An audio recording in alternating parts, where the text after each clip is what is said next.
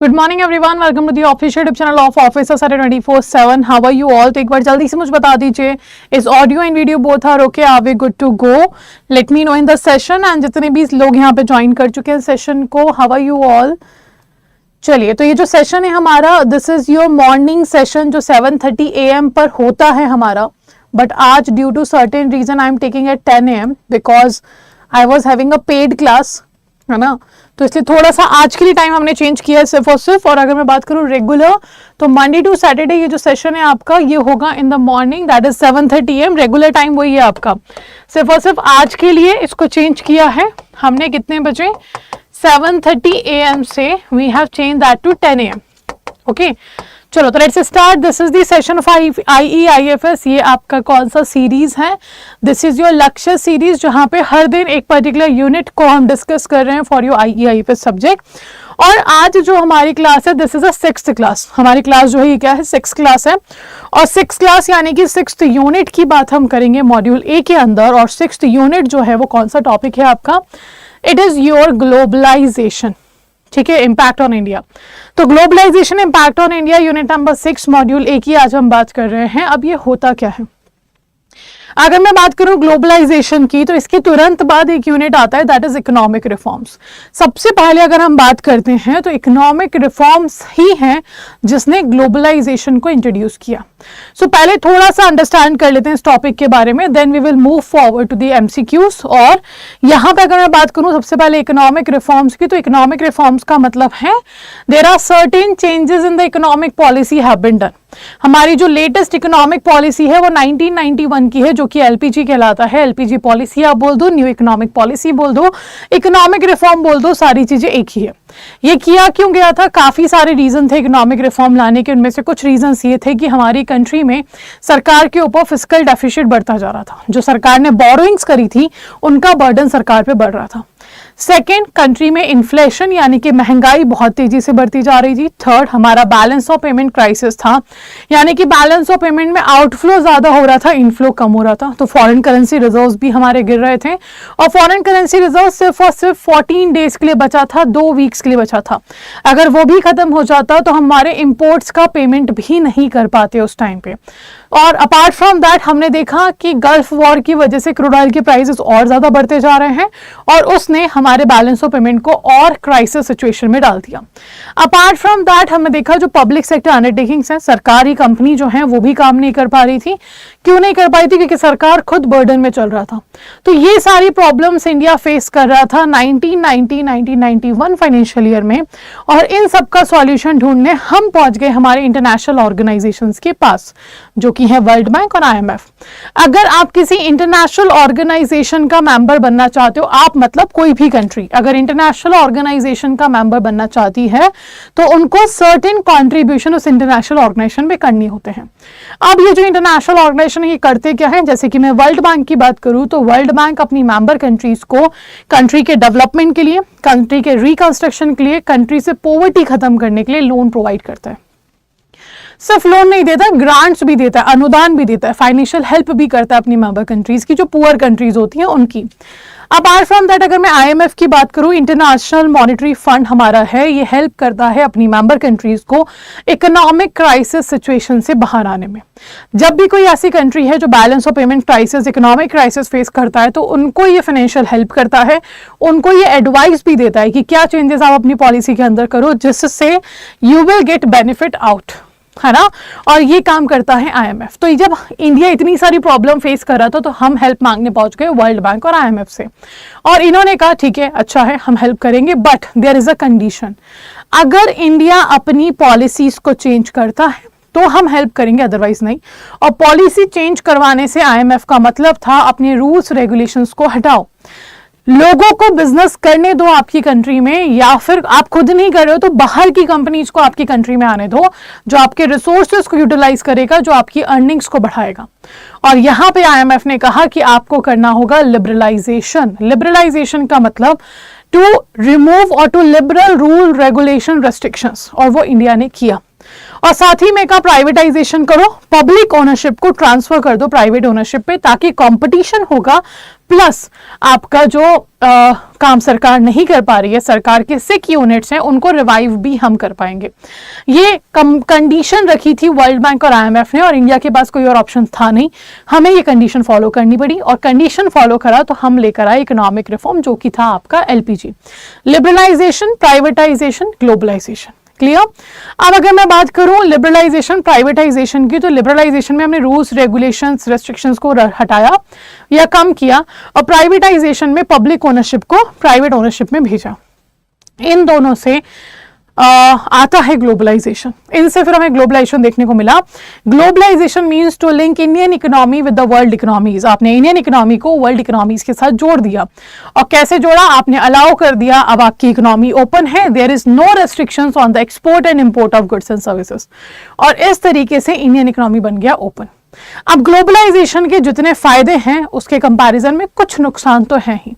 फायदे बहुत सारे हैं, आपके पास फॉरेन कैपिटल इनफ्लो आता है, आपके पास एम्प्लॉयमेंट आता है, आपके पास टेक्निकल एडवांसमेंट आता है, आपके पास नॉलेज आता है, लाइक स्किल्स आप एनहांस कर सकते हो, आप आपस में कल्चर्स को एक्सचेंज करते हो, आपस में गुड्स एंड सर्विसेज को एक्सचेंज करते हो, आपस में नॉलेज को एक्सचेंज करते हो। A lot of things are there जो ग्लोबलाइजेशन से हो रहे हैं। पर डिसएडवांटेज क्या है? डिसएडवांटेज ये है कि हमारी कंट्री जो है, because of the MNCs, because of the globalisation, जो हमारे प्रोड्यूसर्स हैं कहीं ना कहीं वो पीछे रह जा रहे हैं। ठीक है, क्यों? क्योंकि MNCs के आने से, ग्लोबलाइजेशन की वजह से फॉरेन कंपनीज जो इंडिया में आ रही हैं, ये कहीं ना कहीं बिजनेस ऑफ इंडियन प्रोड्यूसर्स को इंपैक्ट कर रही हैं। तो फिर क्या करें? अब ग्लोबलाइजेशन का नुकसान है, बंद तो नहीं कर सकते क्योंकि फायदे इससे भी ज्यादा हैं। तो फिर WTO ने कहा कि क्यों ना एक कुछ ऐसा अलाउ कर दिया जाए कंट्रीज को कि अगर ड्यू टू ग्लोबलाइजेशन उनकी इकोनॉमी पे कोई भी नेगेटिव इंपैक्ट आता है, या ग्लोबलाइजेशन के कुछ ऐसे रूल्स जो उनके नेशनल इंटरेस्ट में नहीं है, तो इंडिविजुअल कंट्रीज अपने लेवल पे कुछ ऐसे मेजर्स इंट्रोड्यूस कर सकती हैं जिससे वो उस लॉस को रिकवर कर सके या उस लॉस को होने से रोक सकें इन द फ्यूचर। और वो इंडिया ने किया, है ना। इंडिया को ग्लोबलाइजेशन से नुकसान हुआ, और वो नुकसान को कंट्रोल करने के लिए जहां पर जरूरत थी वहां पर इंडिया ने प्रोटेक्शनिज्म मेजर्स को इंट्रोड्यूस किया। ये प्रोटेक्शनिज्म मेजर्स जो हैं आपके डी ग्लोबलाइजेशन में आपको हेल्प करते हैं। अब ग्लोबलाइजेशन में हमने क्या किया था? इंटरेक्शन बढ़ा दिया था, इंटरकनेक्टेडनेस बढ़ा दिया था, cross border transaction of goods and services, of culture, of knowledge, of everything.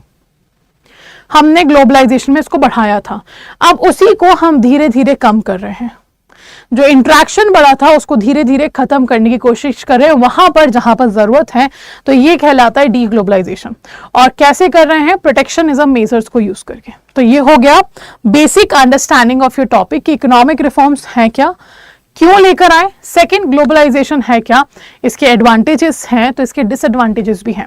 और उस डिसएडवांटेजेस से बचने के लिए WTO ने मेंबर नेशंस को कहा है कि आप अपने लेवल पे प्रोटेक्शनिज्म मेजर्स को अप्लाई कर सकते हो, और वो इंडिया कर रहा है। ठीक है, तो this was the basic intro of the chapter. I hope clear है आपको। चलिए स्टार्ट करते हैं विद द MCQ। आंसर करना है, B active in the session, है ना, कीप आंसरिंग द क्वेश्चन, और कोई डाउट हो तो आप लोग पूछ लीजिए लाइव।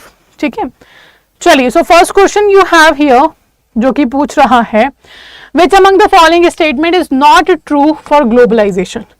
कौन सा स्टेटमेंट ग्लोबलाइजेशन के लिए ट्रू नहीं है? आज के सेशन में we are only going to cover your globalisation. ठीक है, कल वाला सेशन मतलब नेक्स्ट सेशन जो होगा मंडे को हमारा, वहां पे हम कवर करेंगे आपका that will be your economic reforms, है ना। तो चैप्टर आपके थोड़े से उल्टे हैं यहाँ पे, मतलब पहले इकोनॉमिक रिफॉर्म्स आना चाहिए था, फिर ग्लोबलाइजेशन आना चाहिए था, बट नो इशू।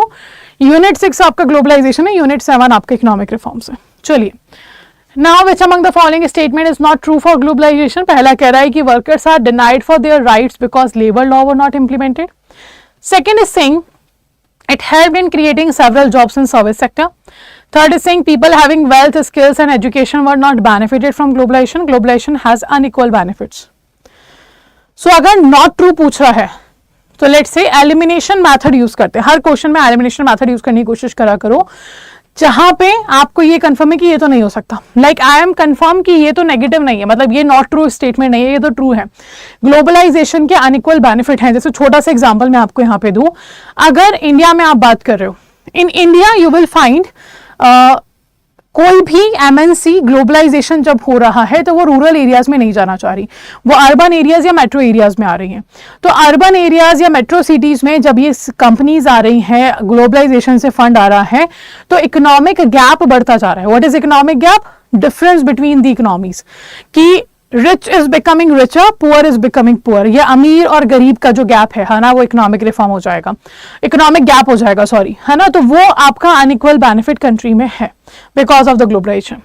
अगर हम बात करें workers were denied for their right because labour laws were not implemented, this is also a true statement, है ना। ये हेल्प कर रहा है क्रिएट करने में जॉब्स को in service sector, this is true. और सबसे ज्यादा फायदा अगर ग्लोबलाइजेशन से किसी को हुआ है वो सर्विस सेक्टर को हुआ है, और सबसे कम जिसको हुआ है वो है आपका agriculture. Now the third is not true. आप ये कैसे बोल सकते हो कि जिनके पास वेल्थ, स्किल या एजुकेशन है उनको बेनिफिट नहीं मिला? बिल्कुल मिला है। So right answer is C, this is a not true statement about globalisation. ठीक है, चलिए, तो राइट आंसर सी हो गया। सेकेंड क्वेश्चन की तरफ बढ़ते हैं। Which among the following is not a benefit of globalization? इसमें से कौन सा आपका ग्लोबलाइजेशन का फायदा नहीं है? First, technology transfer, second job creation, third political stability, fourth economic development. अब ग्लोबलाइजेशन हो रहा है तो टेक्निकल एडवांसमेंट तो मिलेगा, आपकी कंट्री में टेक्निकल एडवांसमेंट तो हो रहा है, जॉब्स क्रिएट हो रही है, फंड्स आ रहे हैं, तो इकोनॉमिक डेवलपमेंट भी होगा, है ना, वेलफेयर ऑफ ह्यूमन बींग्स भी होगा। पर क्या नहीं होगा? Political stability. आप अपनी सरकारों की स्टेबिलिटी नहीं ला सकते ग्लोबलाइजेशन के through. Political stability is not a function और अ फीचर ऑफ ग्लोबलाइजेशन। तो कोई इंपैक्ट पॉलिटिकल स्टेबिलिटी पे नहीं आएगा बिकॉज ऑफ योर ग्लोबलाइजेशन। तो राइट आंसर क्या हो गया आपका? C option. Now next question is asking globalization helps in ensuring various economic and social benefits to dash। Globalisation economic और सोशल बेनिफिट्स दे रहा है, किसको दे रहा है? लेबरर्स को, कंज्यूमर्स को या प्रोड्यूसर्स को? Out of these who are getting the economic and social benefit because of the globalisation?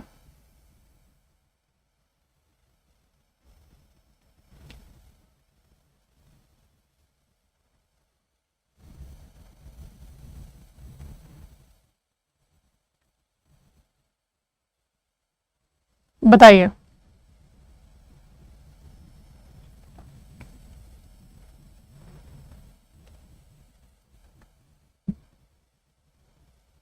Okay, so it is giving benefit to all, first, second and third. Labourers को भी फायदा है, consumers को भी फायदा है और प्रोड्यूसर्स को भी फायदा है। So right answer will be D. ठीक है, very good, D right answer is correct. Next we have globalisation caused which of the following? Globalisation की वजह से इनमें से क्या हुआ है? Easy movement of goods, capital and service, increasing the international trade, companies easily operating in various countries. तो क्या देखा गया because of globalisation? What happened? देखो, ग्लोबलाइजेशन ने इंटरेक्शन को बढ़ाया विद द अदर कंट्रीज। आपका क्रॉस बॉर्डर ट्रांजेक्शन स्टार्ट हुआ आपका in the form of goods and services, in cultures, in skills, in technology, everything. आप क्रॉस बॉर्डर ट्रांजेक्शन करने लगे, तो easy movement of goods, capital and services तो हो रहा है आपका, है ना। कंपनीज इजीली ऑपरेट कर सकते हैं अलग अलग कंट्रीज में, this is also true. Increase कर रहे हो international trade, this is also true. It means what? All are the correct options. तो globalisation caused all of these, है ना। तो आपका राइट आंसर क्या होगा? D. Next, which among the following is not a protectionism measure? इसमें से कौन सा प्रोटेक्शनिज्म मेजर नहीं? प्रोटेक्शनिज्म मेजर क्या है? मैंने आपको बताया, सिंपली जहां पर आपकी सरकार ग्लोबलाइजेशन से होने वाले डिसएडवांटेज को रोकने के लिए कुछ मेजर्स लेती है, ठीक है, और वो होता है आपका प्रोटेक्शनिज्म मेजर। अब ऑप्शन है increase tariff, increase quota, non tariff barrier, increase capital account convertibility. इनमें से किसकी हेल्प से आपकी ग्लोबलाइजेशन के डिसएडवांटेज को रोका जा सकता है? तो it can be done by providing tariff barriers. Tariff barriers का मतलब क्या हो गया? सिंपली आपने टैक्सेस, ड्यूटीज के बैरियर्स लगा दिए, है ना। सेकेंड, इंक्रीज्ड कोटा, आपने यहाँ पे कोटा इंक्रीज कर दिया, है ना। कोटा रेस्ट्रिक्शंस आपने यहाँ पे लगा दिए हैं कि इतने से इतना होगा, एक्सेट्रा। इंपोर्ट कोटाज आपने लगा दिए for example. Non tariff barriers, restrictions, licence लेने के लिए 4 जगह पे परमिशन लेनी होगी, लाइसेंस चाहिए तो ये करो वो करो, 10 these kind of conditions are non tariff barrier. So ये तीनों प्रोटेक्शनिज्म मेजर है. इंक्रीज कैपिटल अकाउंट कन्वर्टिबिलिटी नहीं है. ठीक है. So right answer will be your D option. D is the correct. It's not a protectionism measure. चलिए तो याद रखिएगा प्रोटेक्शनिज्म मेजर में टैरिफ बैरियर्स आते हैं, नॉन टैरिफ बैरियर्स आते हैं और इंपोर्ट कोटाज आते हैं. Next, which sector experience the least profit due to effect of globalisation? I have just told you. ऐसा कौन सा सेक्टर है जिसको लीस्ट प्रॉफिट हुआ है? देखो मैक्सिमम प्रॉफिट तो सर्विस सेक्टर को हुआ है, मैंने बता दिया आपको. वैसे तो मैंने ये भी बता दिया कि लीस्ट किसको हुआ है, पर फिर भी आप लोग आंसर कर दो. सर्विस सेक्टर को फायदा हुआ है सबसे ज्यादा ग्लोबलाइजेशन से. फ्लो ऑफ कैपिटल जो आया है वो सबसे ज्यादा कहां गया है? सर्विस सेक्टर में गया है. And we can say this is one of the reason कि सर्विस सेक्टर क्यों ज्यादा कंट्रीब्यूशन करता है आपकी नेशनल इनकम में, है ना. And the right answer is agriculture. सबसे कम फायदा किसी को हुआ है तो वो है agriculture, because it's in the rural area. Globalisation नहीं जा रहे हैं वहां पे, है ना, not a profit making area. तो आपका सबसे कम फायदा यहीं पे हुआ है. तो right answer is C. Next, opening and improving the economy with other major economies to take it to the international level is known. आप इकोनॉमी को ओपन कर रहे हो, इंप्रूव कर रहे हो, अदर मेजर इकोनॉमीज के साथ जोड़ने की कोशिश कर रहे हो, तो ये जो प्रोसेस है इसको आप क्या बोलोगे? प्राइवेटाइजेशन या लिबरलाइजेशन या ग्लोबलाइजेशन और none of the above. So which of the following is correct? तो मैंने आपको कहा because of the globalisation Indian economy became open economy. It means answer क्या हुआ? ग्लोबलाइजेशन. प्राइवेटाइजेशन में you will share ownership transfer to the private sector, public ownership transfer to the private ownership. And liberalisation में to liberal the rules regulations restrictions. ठीक है, ये आपके तीनों terms हैं. तो right answer will be your C option. Next question. Next आता है हमारा the process of reducing dependency and integration amongst particular units throughout the world is. तो आपका जो प्रोसेस है रिड्यूस करने का अपनी डिपेंडेंसी को, इंटीग्रेशन को, amongst whom? The particular units throughout the world. It is what? Reglobalisation, revolution, protectionism, deglobalisation. अब आप अपनी डिपेंडेंसी जो है, अपना इंटीग्रेशन जो है अदर कंट्रीज के साथ धीरे धीरे कम कर रहे हो या कम करना चाह रहे हो, तो ये प्रोसेस क्या है? ये कहलाता है डीग्लोबलाइजेशन. अब आप बोलोगे प्रोटेक्शनिज्म क्यों नहीं है? तो प्रोटेक्शनिज्म मेजर्स हैं जो डीग्लोबलाइजेशन करने के लिए आप यूज कर रहे हो. रिड्यूस करना डिपेंडेंसी को, इंटीग्रेशन को, ये प्रोसेस कहलाता है deglobalisation. So right answer is D.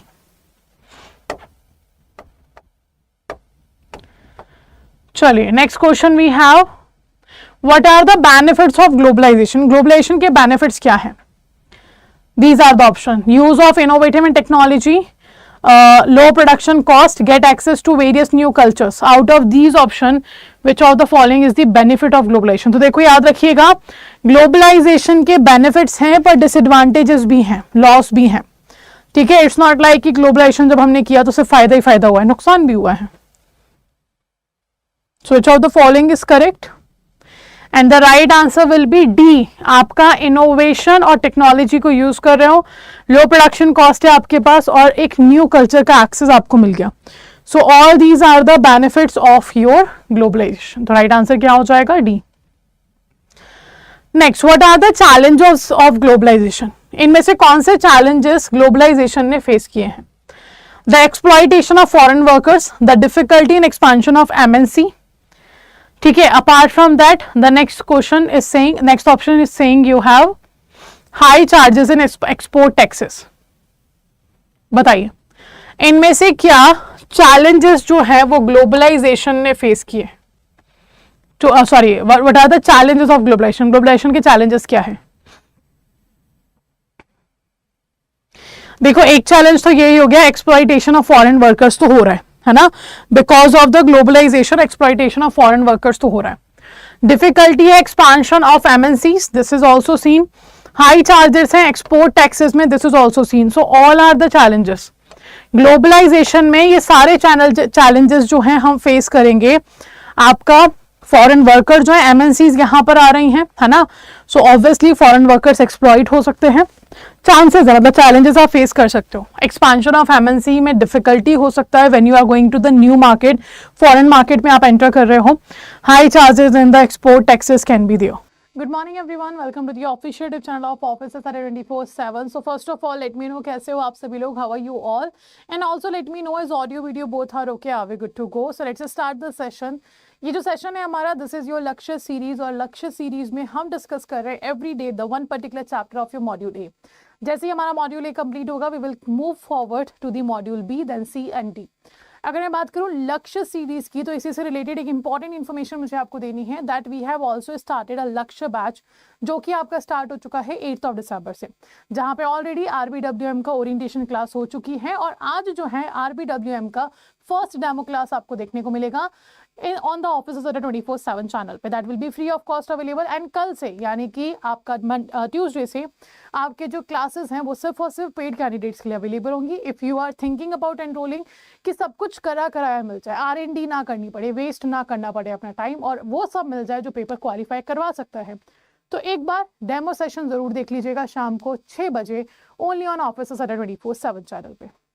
ठीक है, चलिए तो let's start the session. And as you all know, हर दिन हम आपका डिस्कस कर रहे हैं पर्टिकुलर चैप्टर को. तो आज हमारी क्लास नंबर 7 है मॉड्यूल ए की, एंड क्लास 7 है यानी कि यूनिट नंबर हमारा 7 होगा. तो एज यू कैन सी आज का जो सेशन है वो इकोनॉमिक रिफॉर्म्स के ऊपर है, और यहाँ पर हम डिस्कस करेंगे मॉड्यूल ए का यूनिट नंबर 7. अब इकोनॉमिक रिफॉर्म्स के बारे में बहुत कुछ तो मैं आपको ऑलरेडी बता चुकी हूँ ग्लोबलाइजेशन के सेशन में, क्योंकि हमने पढ़ा था कि ग्लोबलाइजेशन जो है वो due to the liberalization, privatisation, globalization evolve हुआ हमारी कंट्री में. हमने एक्सपोर्ट इंपोर्ट करने को अलाउ कर दिया, हमने इकोनॉमी को ओपन बना दिया, हमने इंडियन इकोनॉमी को वर्ल्ड इकोनॉमीज के साथ जोड़ दिया, लिंक कर दिया. हम वर्ल्ड इकोनॉमीज के ऊपर डिपेंडेंट हो गए, हम वर्ल्ड इकोनॉमीज के साथ इंट्रैक्शन करने लगे, हमने क्रॉस बॉर्डर ट्रांजेक्शन करना स्टार्ट कर दिया, गुड्स एंड सर्विसेज का, कल्चर्स का, स्किल्स का, नॉलेज का, रिसोर्सेज का, everything. And that's where globalization have been seen. तो ग्लोबलाइजेशन के फायदे तो हैं ही, पर कुछ नुकसान भी है. तो डिसएडवांटेजेस क्या हैं वो हमने पढ़ा था. उस डिसएडवांटेजेस से अपनी कंट्री को बचाने के लिए हम क्या कर रहे हैं ये भी हमने पढ़ा था, जो कि था डी ग्लोबलाइजेशन. एंड देन आपका कंट्रोल करने के लिए नेगेटिव इम्पैक्ट को हम प्रोटेक्शनिज्म मेजर्स को भी लेकर आए थे. तो ये सारी चीजें ऑलरेडी हम डिस्कस कर चुके हैं. अब आज के सेशन में इकोनॉमिक रिफॉर्म से रिलेटेड कुछ क्वेश्चंस हम प्रैक्टिस करेंगे. तो इकोनॉमिक रिफॉर्म्स क्या है, मैंने आपको बताया था कि आपकी न्यू इकोनॉमिक पॉलिसी जो लाई गई थी वो ही इकोनॉमिक रिफॉर्म है. न्यू इकोनॉमिक पॉलिसी आप बोल दो, LPG पॉलिसी आप बोल दो, या फिर आप फ्री मार्केट इकोनॉमी बोल दो, सब कुछ एक ही है, जो कि है आपका इकोनॉमिक रिफॉर्म. 1991 जुलाई में इसको इंट्रोड्यूस किया गया था डॉक्टर मनमोहन सिंह जी के through. He was the finance minister at that time. ठीक है, इन्होंने इस पॉलिसी को इंट्रोड्यूस किया था. अब जरूरत क्या पड़ी, क्यों इंडिया उस टाइम पे इतना आज की अगर हम बात करें तो we keep saying self reliant बनो, आत्मनिर्भर बनो. तो उस टाइम पे क्यों हम आत्मनिर्भर नहीं रहे, जब हमारी इकोनॉमी क्लोज्ड इकोनॉमी थी. क्लोज्ड इकोनॉमी का मतलब क्या होता है, ऐसी इकोनॉमी जहां पे एक्सपोर्ट इंपोर्ट आप नहीं कर सकते हो. The economy where there is a restrictions from the side of the government on the export import of the goods and services, that economy is known as closed economy. जब आप closed economy थे, it means आप self reliant already थे ना. तो self reliant से अब आप यहाँ पर आ गए हो, कहाँ आ चुके हो, आप आ चुके हो अपना ग्लोबलाइजेशन पे. और फिर कुछ सालों बाद जाके हम बोल रहे हैं कि नहीं यार, सेल्फ रिलायंट होना जरूरी है. सो सी, दिस इज दी सिचुएशन जो चेंज होता है. अगर आपने बिजनेस साइकिल पढ़ा है, नहीं पढ़ा है तो कोई बात नहीं, मॉड्यूल बी में हम पढ़ेंगे. तो बिजनेस साइकिल क्या है, हर समय बिजनेस एक जैसा नहीं होता. कभी आपका एक्सपांशन है, कभी आपका पीक है, कभी आपका रिसेशन है, कभी आपका डिप्रेशन है. ये आपके बिजनेस साइकिल में चलता रहता है. वैसे ही जो इकोनॉमिक डिसीजंस होते हैं वो भी अकॉर्डिंगली आपको लेने होते हैं. क्यों इकोनॉमिक प्लानिंग हम करते हैं, इसीलिए करते हैं ताकि जो भी सिचुएशन हमारे सामने आ रही है उस सिचुएशन से डील करने के लिए कुछ मेजर डिसीजंस हम ले लें. और इसीलिए उस समय इंडिया को जरूरत थी ओपन होने की, तो हमने ग्लोबलाइजेशन को, LPG पॉलिसी को इंट्रोड्यूस किया on the condition of world bank and IMF. अच्छा, ये भी ऐसा नहीं था कि हमारा इकोनॉमिक डिसीजन था, ये डिसीजन हमें लेना पड़ा बिकॉज वर्ल्ड बैंक और IMF ने कहा कि आप जितने भी प्रॉब्लम से फेस कर रहे हो हम आपको उससे बाहर निकालेंगे, बट आपको इकोनॉमिक रिफॉर्म करना होगा, आपको अपनी पॉलिसीज को चेंज करना होगा, आपको कुछ रिफॉर्म्स इंट्रोड्यूस करने होंगे. ये कहा वर्ल्ड बैंक और IMF ने, और इसीलिए इंडिया उस टाइम पर LPG ले आया. अब क्यों वर्ल्ड बैंक IMF के पास हम गए थे, उसका रीजन मैंने बताया था लास्ट क्लास में, आपको अभी बता देती हूँ. फिस्कल डेफिसिट बढ़ रहा था. क्या होता है डिटेल में नहीं बताऊंगी क्योंकि मैं ग्लोबलाइजेशन में बता चुके हैं, आप लोगों को पढ़ लीजिएगा. तो आपका फिस्कल डेफिसिट बढ़ रहा था, इन्फ्लेशन बढ़ता जा रहा था, बैलेंस ऑफ पेमेंट क्राइसिस था आपकी कंट्री में। अपार्ट फ्रॉम दैट आपका फॉरेन करेंसी रिजर्व गिर रहा था क्योंकि गल्फ वॉर हो चुका था, पब्लिक सेक्टर अंडरटेकिंग की वर्स्ट फाइनेंशियल कंडीशंस थी, और आपकी कंट्री के पास after 14 days import bill payment करने के पैसे नहीं बचने वाले थे। तो ये सब देखकर हम हेल्प मांगने गए थे हमारे इंटरनेशनल ऑर्गेनाइजेशन से, उन्होंने कहा कि ये करो, और फिर हम लेकर आए आपका एलपीजी पॉलिसी। ठीक है, सो बट यस, एडवांटेजेस काफ़ी सारे हैं, डिसएडवांटेजेस भी हैं। लिबरलाइजेशन के भी डिसएडवांटेज हैं, प्राइवेटाइजेशन के भी हैं, ग्लोबलाइजेशन के तो हम लास्ट क्लास में कवर कर ही चुके हैं। सो this is the basic introduction of the economic reform. So last update जो हमारी इकोनॉमिक पॉलिसी हुई थी वो यही हुई थी 1991 में, उसके बाद नहीं हुई है। ठीक है, चलिए तो आगे बढ़ते हैं, क्वेश्चन डिस्कस करते हैं। B active in the session, answer करते रहिएगा, जो भी डाउट हो you can ask in the comment section. अगर आप रिकॉर्डिंग देख रहे हो तो भी कमेंट सेक्शन में मुझे जरूर बताया करो कि कितना स्कोर आपका है। ठीक है, एंड कोई डाउट है तो कमेंट सेक्शन में पूछ सकते हैं। चलिए, सो पहला क्वेश्चन आपके सामने ये है कि what were the reason for introducing the economic reforms in 1991? क्यों लेकर आए, क्या रीजन था? First is saying the Gulf War, second is saying the negative balance of payment, third is saying increase in the fiscal deficit. Answer क्या होगा? Just बताया मैंने इसका आंसर आप लोगों को। I have just told you the answer of this question.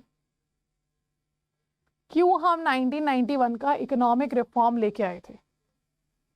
Because gulf war था जिसकी वजह से क्रूड ऑयल प्राइसेस बढ़ रहे थे। अच्छा, इंडिया डिपेंडेंट था उस टाइम पे क्रूड ऑयल के लिए, इंपोर्ट्स पे, आज भी डिपेंडेंट है। हमारा क्रूड ऑयल की नीड जो है वो सिर्फ इंपोर्ट से पूरी होती है। नेगेटिव बैलेंस ऑफ पेमेंट यानी कि बैलेंस ऑफ पेमेंट क्राइसिस था, एंड फिस्कल डेफिसिट यानी कि सरकार के ऊपर बोरोइंग्स का बर्डन बढ़ता जा रहा था, और इसीलिए हमने एलपीजी को इंट्रोड्यूस किया। It means right answer will be D. आपका राइट आंसर क्या हो जाएगा? D option. 1, 2 and 3 all are the reason. चलिए आगे बढ़ते हैं सेकेंड क्वेश्चन की तरफ। The process of transferring the ownership, management, control of public sector partially entirely to the private sector is known as which of the following? Globalization, liberalization, privatization, none of the above.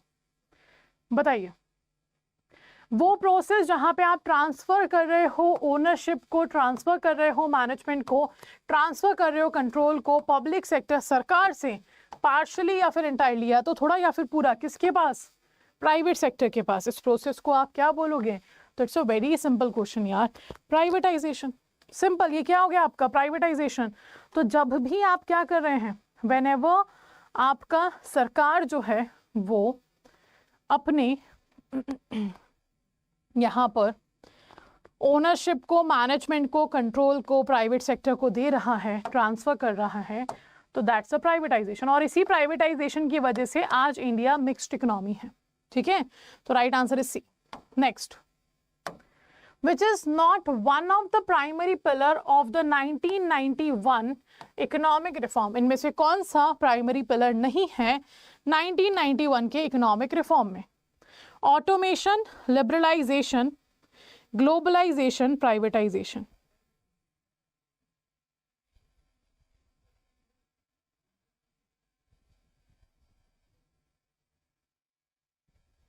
Late me know क्या होगा right answer.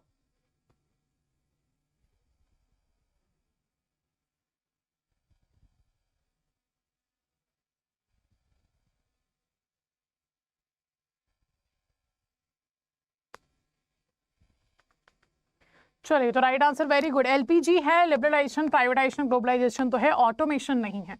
तो right answer आपका हो जाएगा A. Right answer will be ए।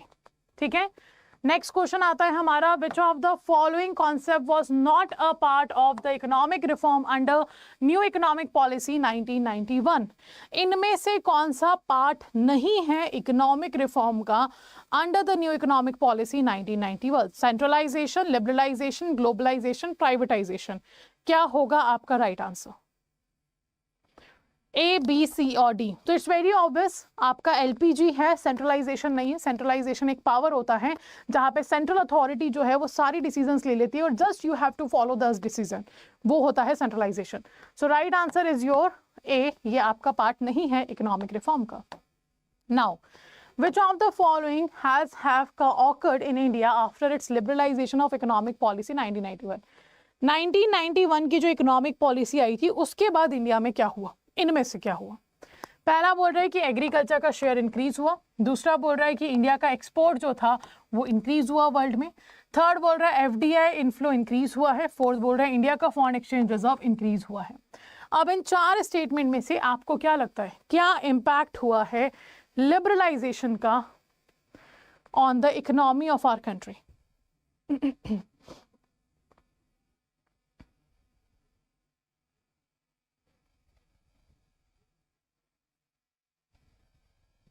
बताइए। And the right answer for this particular question will be, सब कुछ सही है पर ये नहीं है। एग्रीकल्चर का कंट्रीब्यूशन गिरता जा रहा है, टर्शरी सेक्टर का बढ़ता जा रहा है। तो राइट आंसर होगा second, third and fourth but not the first. याद रखिएगा एग्रीकल्चर का कंट्रीब्यूशन आपकी इकोनॉमी में, आपके नेशनल इनकम में गिर रहा है पर टर्शरी सेक्टर का बढ़ रहा है। तो right answer is B, second, third and fourth. ठीक है, now next, Narasimhan committee on financial sector reforms is related to which sector? Narasimhan committee बहुत इंपॉर्टेंट है, लिख लीजिए, क्वेश्चन परफेक्ट है, आएगा ही आएगा।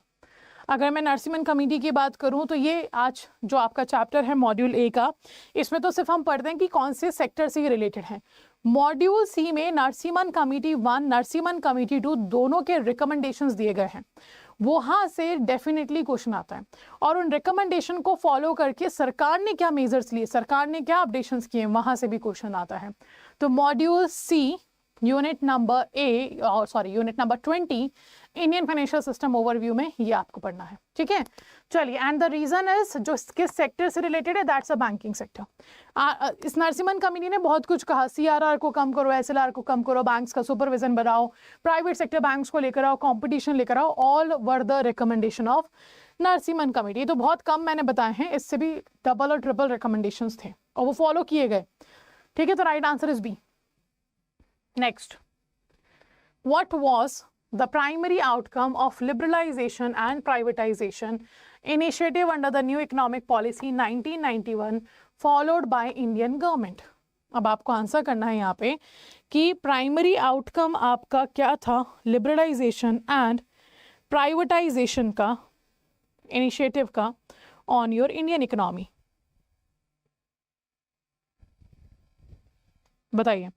फिस्कल पॉलिसी रिफॉर्म, ग्लोबलाइजेशन, है ना, it was fiscal policy reform, it was globalization, it was monetary policy reform और नन ऑफ द अबव। अब देखो, लिबरलाइजेशन करने से, प्राइवेटाइजेशन करने से जो इवोल्यूशन हुआ है, जो इनिशिएटिव आया है इकोनॉमी में, वो है ग्लोबलाइजेशन। एमएनसीज ने इंडिया में आना स्टार्ट कर दिया, एक्सपोर्ट इंपोर्ट करना हमने स्टार्ट कर दिया, फॉरेन कैपिटल्स इंडिया में आने लगे, क्योंकि लिबरलाइजेशन में हमने रूल्स, रेगुलेशन, रेस्ट्रिक्शन को कम किया, और प्राइवेटाइजेशन के अंदर हमने प्राइवेट कंपनीज को अलाउ किया काम करने के लिए। So that's why the right answer will be your globalisation. ठीक है, चलिए आगे बढ़ते हैं। नेक्स्ट क्वेश्चन वी हैव, जो पूछ रहा है, which of the following argument are made in favour of privatization of a country's economy?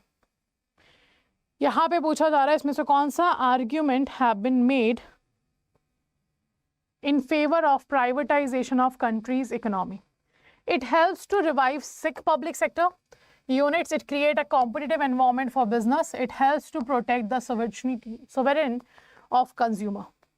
So हमसे सिंपल पूछा जा रहा है कि आपका प्राइवेटाइजेशन हुआ क्यों। जैसे आज अगर हम बात करें, अगर मिस्टर मोदी अनाउंसमेंट करते हैं कि हम बैंक का प्राइवेटाइजेशन करें, सब भड़क जाते हैं, सबको गुस्सा आ जाता है, सब प्राइवेट कर दो, सब बेच दो, सरकार के पास कुछ नहीं रहेगा, लॉट ऑफ थिंग्स वी से, है ना, पॉजिटिव भी होते हैं, नेगेटिव भी होते हैं, पर ज्यादातर लोग नेगेटिव ही बोलते हैं प्राइवेटाइजेशन पे। तो उस टाइम पे क्यों किया गया privatization, what was the reason out of these, ये आपको बताना है।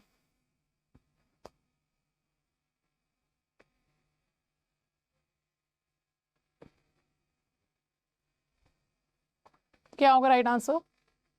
सो all the above are correct.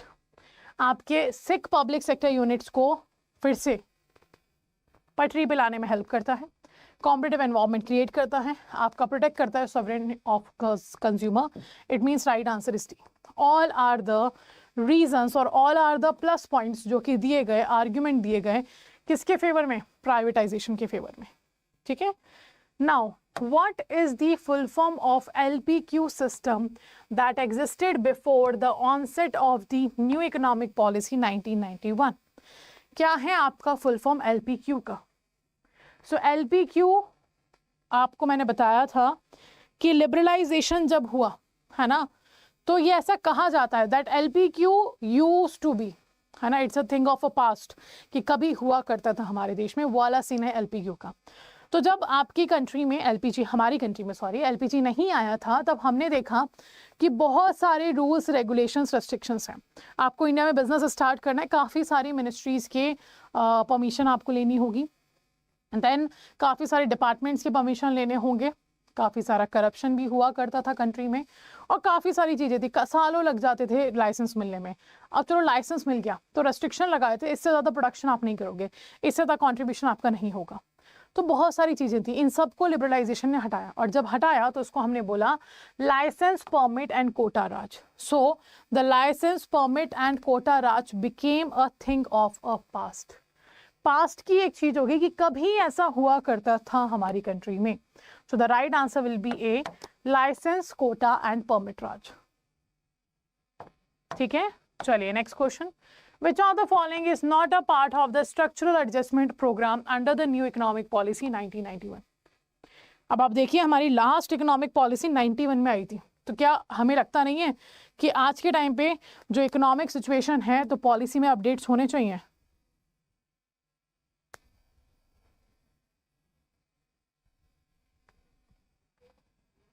बताइए।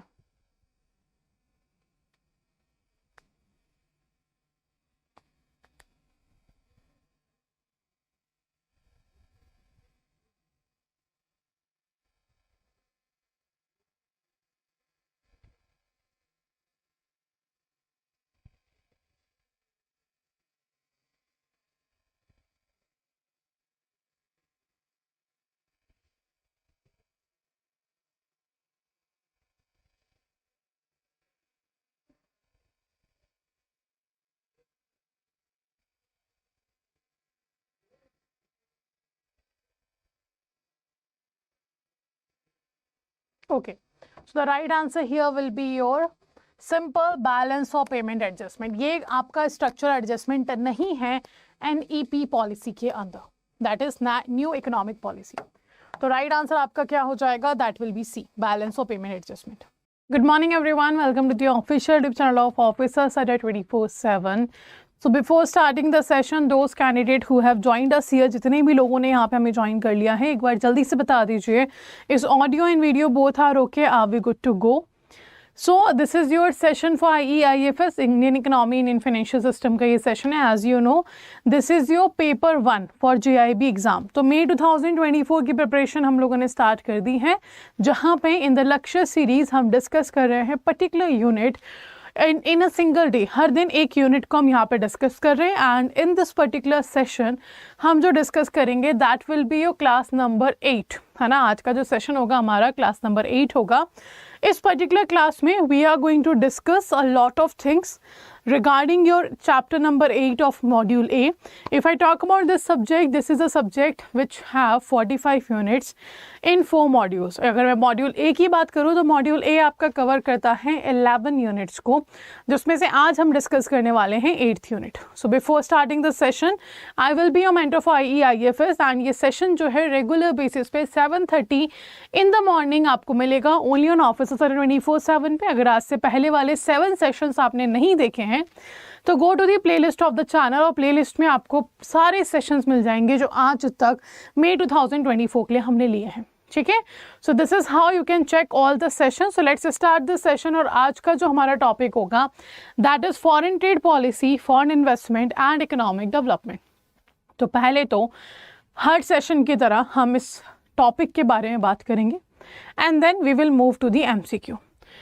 तो आपका module A unit number 8, okay, foreign trade policy, foreign investment and economic development की हम बात कर रहे हैं। सबसे पहले बात करते हैं फॉरेन ट्रेड पॉलिसी की। इस फॉरेन ट्रेड पॉलिसी को एक्सपोर्ट इंपोर्ट पॉलिसी के नाम से या फिर एग्जिम पॉलिसी के नाम से भी जाना जाता है। ये जो पॉलिसी है ये ऑब्वियसली आपके फॉरेन ट्रेड की बात करती है। तो फॉरेन ट्रेड क्या होता है? Exchange of goods and services among the countries, या फिर आप बोल सकते हैं cross border transaction of goods and services is foreign trade.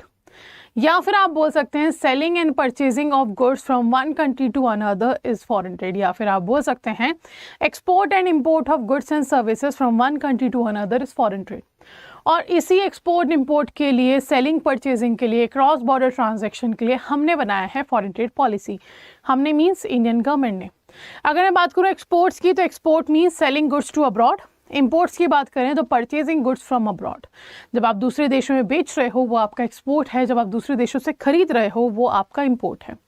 तो इट्स वेरी ऑब्वियस हमारे लिए क्या ज़्यादा होना चाहिए, एक्सपोर्ट ज़्यादा होने चाहिए, क्योंकि अगर एक्सपोर्ट ज़्यादा है मतलब आपकी कंट्री में पैसा आएगा ज़्यादा, और वही हम चाहते हैं, है ना। तो एक्सपोर्ट जब ज़्यादा हो तो ये कंट्री के लिए बेनिफिशियल होता है, पर इंडिया में इंपोर्ट्स ज़्यादा होते हैं मैक्सिमम केसेस में। अगर हम बात करें हमारे एक्सपोर्ट्स कभी अगर लास्ट रिसेंटली ज़्यादा हुए हों इंपोर्ट्स के कंपैरिजन में, तो that happened at the time of pandemic.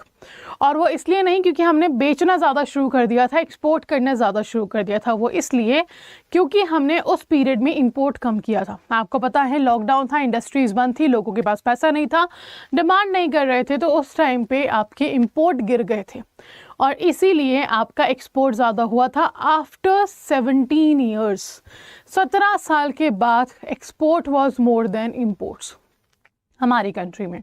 Reason क्या था मैं आपको बता चुकी हूँ। तो ये होता है आपका सिंपल फॉरेन ट्रेड। अब फॉरेन ट्रेड पॉलिसी क्या कर रही है?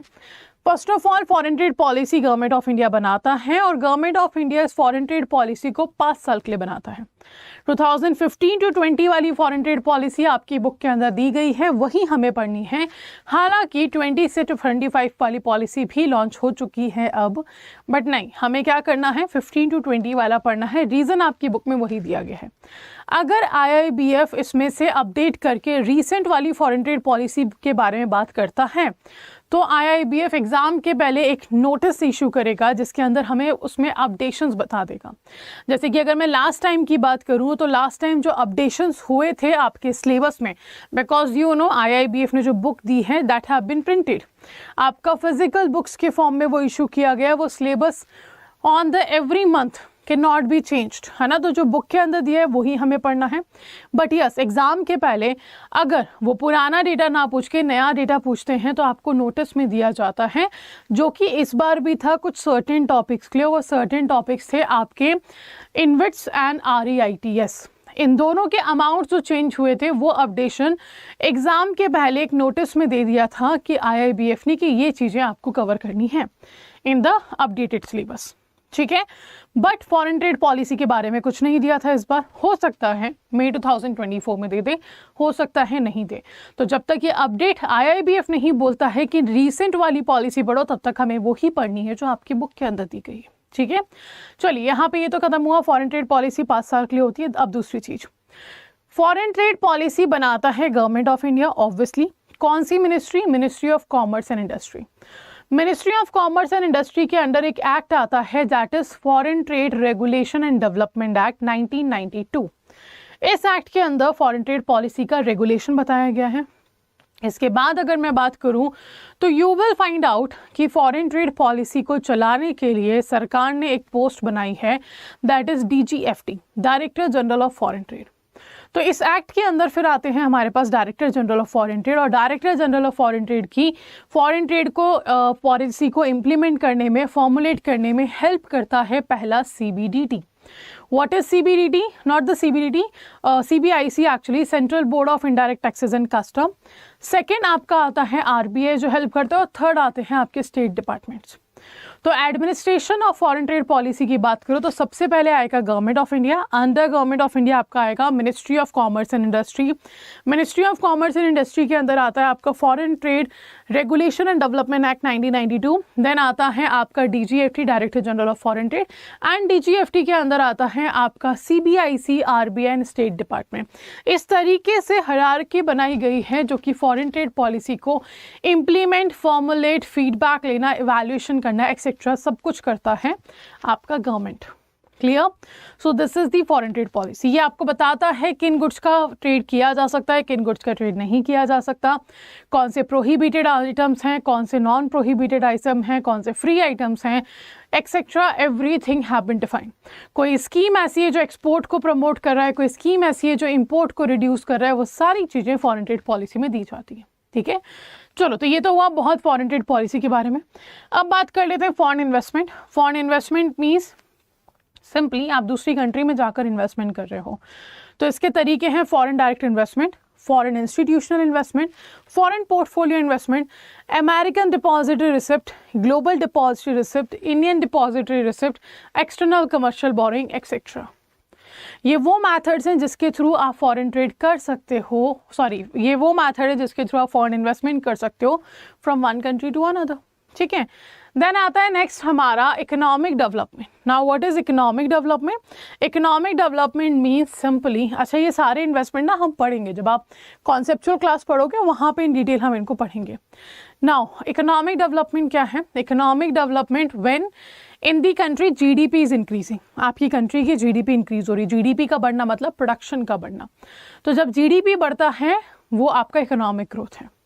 और इकोनॉमिक ग्रोथ के साथ साथ अगर इकोनॉमिक वेलफेयर हो, कंट्री में कुछ पॉजिटिव चेंजेस देखे जाएं, जैसे कि आपका एम्प्लॉयमेंट जनरेशन होना, पर कैपिटा इनकम बढ़ना, नेशनल इनकम बढ़ना, लिटरेसी रेट बढ़ना, पॉवर्टी का कम हो जाना, इंफ्रास्ट्रक्चर डेवलपमेंट हो जाना, अगर क्योंकि जीडीपी बढ़ रहा है, इकोनॉमिक ग्रोथ हो रहा है, उसके साथ साथ ये सारे पॉजिटिव चेंजेस देखे जाएं तो आपकी कंट्री होती है develop.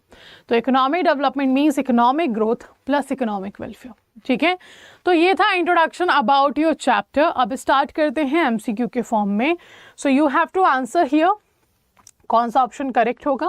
B active in the session, और सेशन के एंड में आपको बताना है कि कितने आंसर्स आपके करेक्ट हैं। Those who are watching us recorded, do make sure कि हर सेशन के बाद आप कमेंट सेक्शन में ज़रूर मुझे बताएं कि कितना स्कोर आपका रहा है। And if you have doubt you can ask in the comment section. ठीक है, चलिए पहला क्वेश्चन बोलता है dash is an investment fund that is based in a country other than one where the investment is made. तो ये वो investment है जो किया जा रहा है दूसरी कंट्री में, है ना, आप अपनी से बाहर वाली कंट्री में जाके इन्वेस्टमेंट कर रहे हो। तो ये कौन सा इन्वेस्टमेंट है? Forex, FII, foreign trade investment, none of the above. क्या होगा राइट आंसर?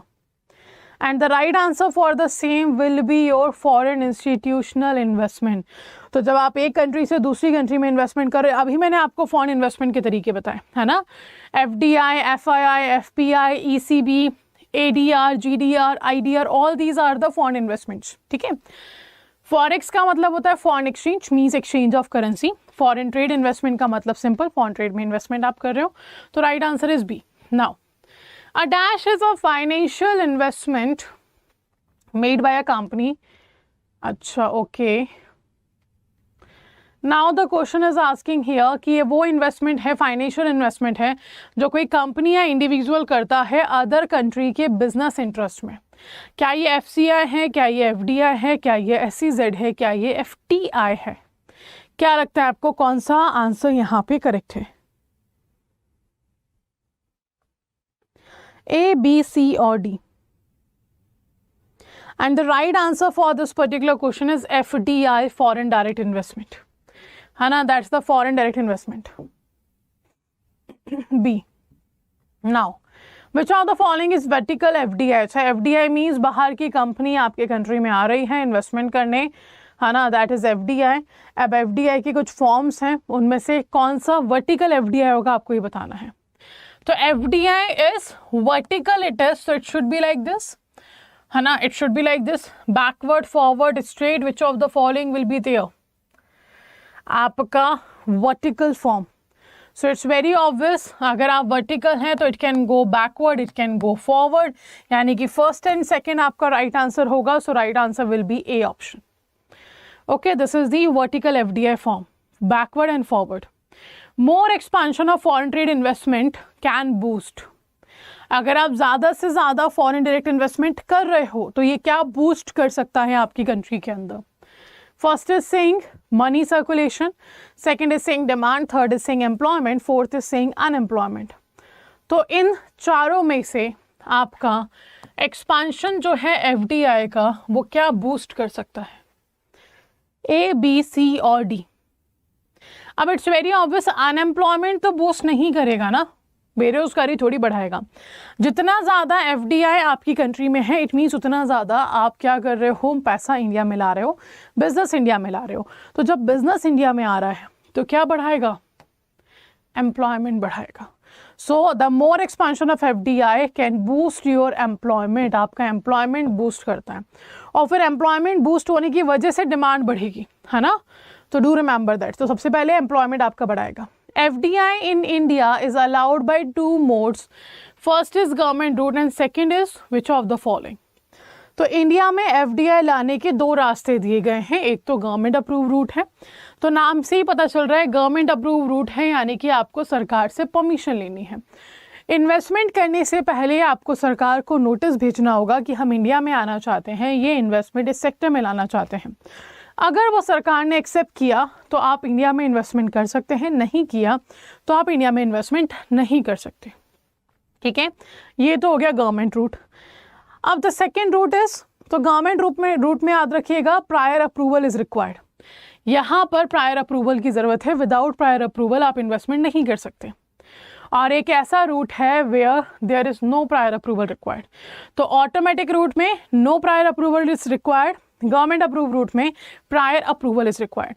तो as per the benefit of the country और डिसएडवांटेजेस फॉर द कंट्री, आपकी गवर्नमेंट जो है इंडिविजुअल एफडीआई लिमिट्स को ऑटोमेटिक या फिर गवर्नमेंट अप्रूव रूट में डिवाइड कर देती है। जैसे कि डिफेंस में रिस्क है, अगर आप फॉरेन कंपनी को अलाउ करते हो कि इंडिया में आके बिजनेस करो, तो हो सकता है यहीं आए, यहीं पे वेपन्स बनाए, हमें ही उड़ाकर चली जाए।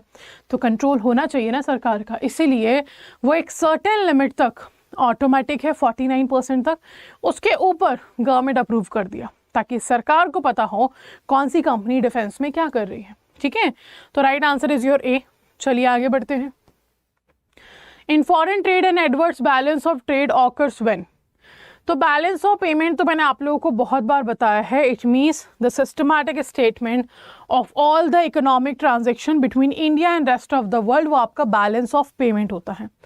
बैलेंस ऑफ ट्रेड का पार्ट मतलब क्या हुआ? Balance of trade is a part of your balance of payment which includes export and import of your goods.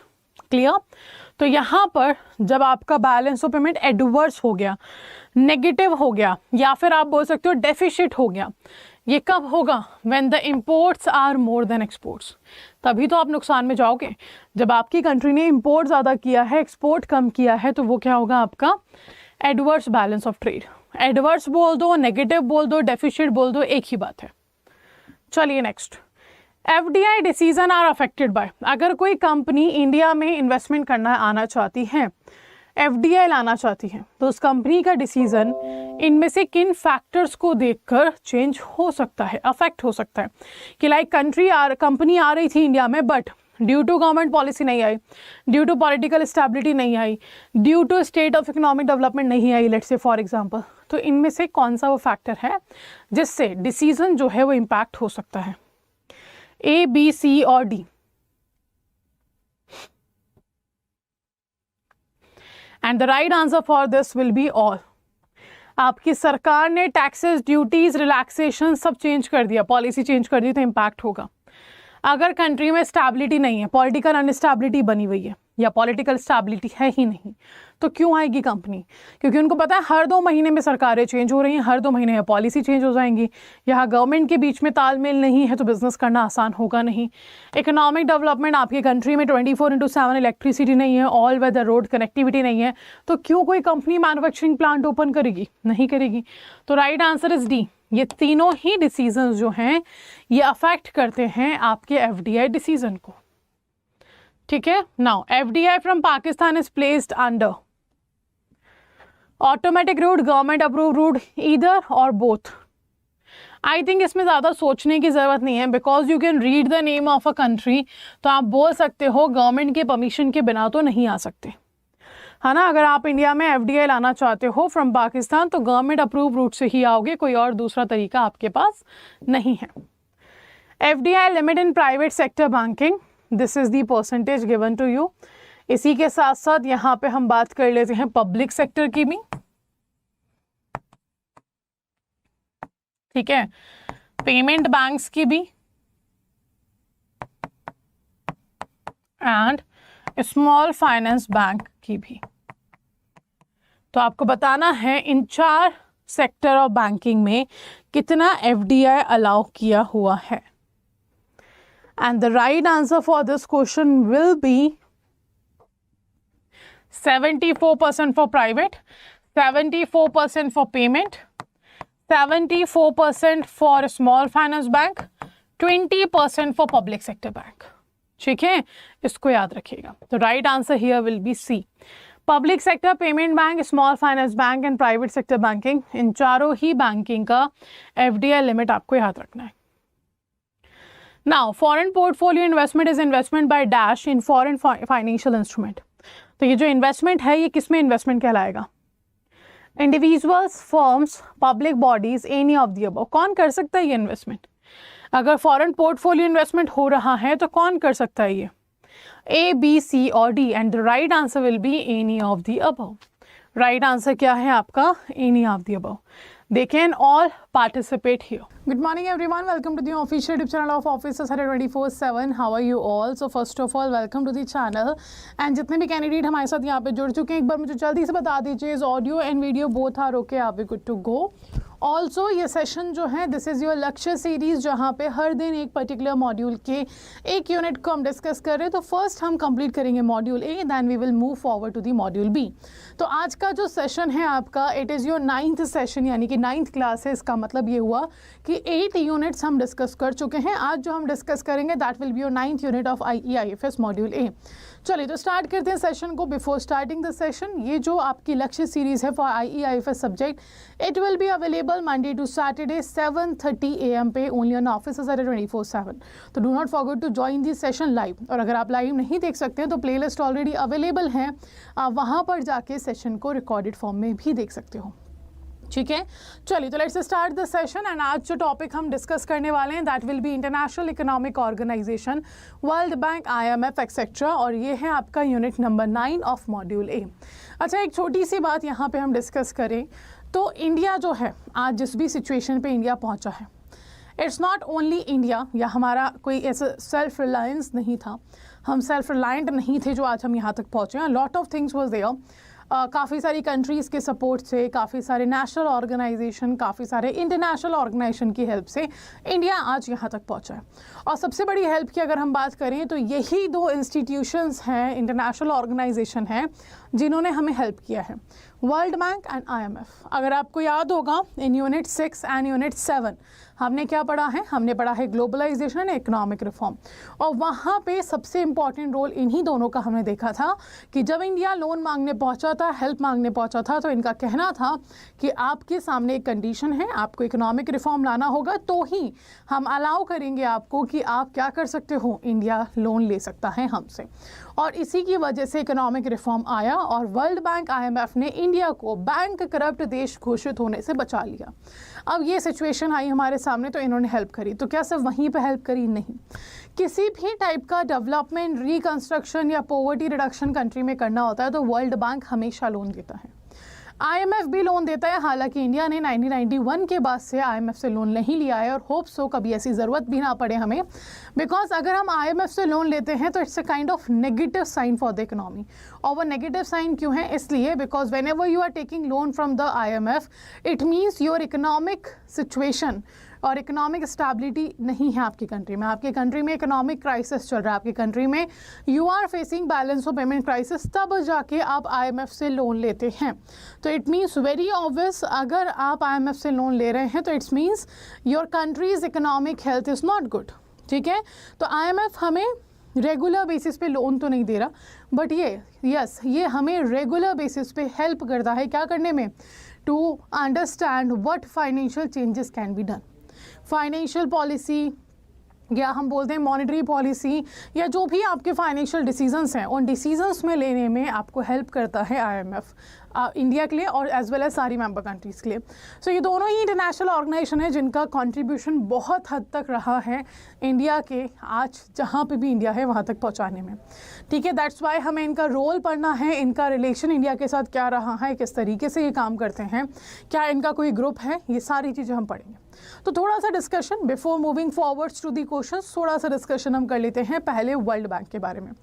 तो वर्ल्ड बैंक और IMF सबसे पहली चीज़ तो ये दोनों ही ट्विन सिस्टर ऑर्गेनाइजेशन कहलाते हैं। वर्ल्ड बैंक एक ऐसा इंटरनेशनल ऑर्गेनाइजेशन है जो अपनी मेंबर कंट्रीज़ को लोन प्रोवाइड करता है डेवलपमेंट के लिए, रिकंस्ट्रक्शन के लिए, पॉवर्टी एलिमिनेशन के लिए। अब ये बनाया क्यों गया? तो रीज़न ये स्टार्ट हुई हिस्ट्री ब्रिटेन वुड कॉन्फ्रेंस से, और उसके पहले भी बात करूँ तो वर्ल्ड वॉर सेकेंड से। वर्ल्ड वॉर सेकेंड के बाद US प्रेसिडेंट जो थे उन्होंने कहा कि जो ग्लोबल फाइनेंशियल सिस्टम है पूरी तरीके से तबाह हो चुका है, हमें कुछ ना कुछ ऐसा ज़रूर करना चाहिए कि ग्लोबल फाइनेंशियल सिस्टम को फिर से हम खड़ा कर सकें, और इसीलिए ब्रिटेन वुड कॉन्फ्रेंस रखी गई USA में। ठीक है, that's a place, name of the place, जगह का नाम है ये। तो इस ब्रिटेन वुड कॉन्फ्रेंस में काफ़ी सारी कंट्रीज से डेलीगेट्स आए, उन्होंने मीटिंग करी और वहाँ पे ये कंट्रीज़ राज़ी हुई कि दोबारा ग्लोबल फाइनेंशियल सिस्टम को इस्टेब्लिश करने के लिए हमें 4 इंस्टीट्यूशंस ओपन करने चाहिए।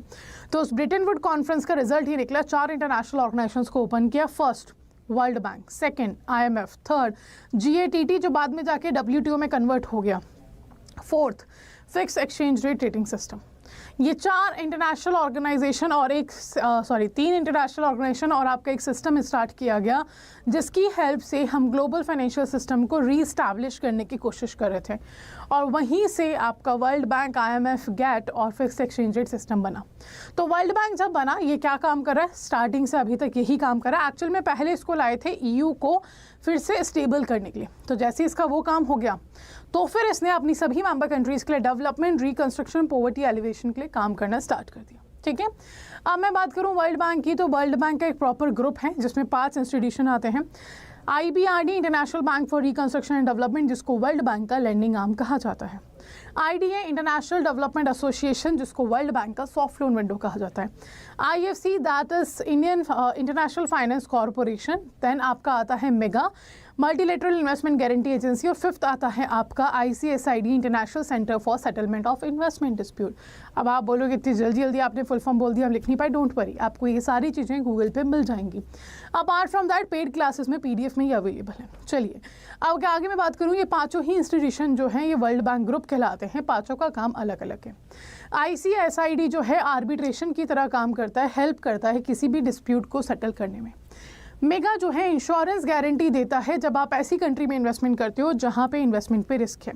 अगर आप किसी ऐसी कंट्री में जा रहे हो जहाँ पे पॉलिटिकल अनस्टेबिलिटी है, टेररिज्म है, तो वहाँ पे आपका इन्वेस्टमेंट डूब सकता है, तो आप ऐसी कंट्री में इन्वेस्टमेंट नहीं करना चाहोगे। पर वर्ल्ड बैंक के मेंबर है वो कंट्री, तो वर्ल्ड बैंक की तो जिम्मेदारी है उस कंट्री में इन्वेस्टमेंट लेकर जाना, इसलिए वर्ल्ड बैंक ने मेगा को बनाया कि कंट्रीज जाएंगी वहाँ पर, हम 90% का गारंटी इनको देंगे अगर इनका इन्वेस्टमेंट डूबता है तो। नेक्स्ट आता है आपका IFC जो प्राइवेट सेक्टर्स को लोन प्रोवाइड करता है हाई रेट ऑफ इंटरेस्ट पे मैक्सिमम कंडीशंस लगाकर, वो है IFC।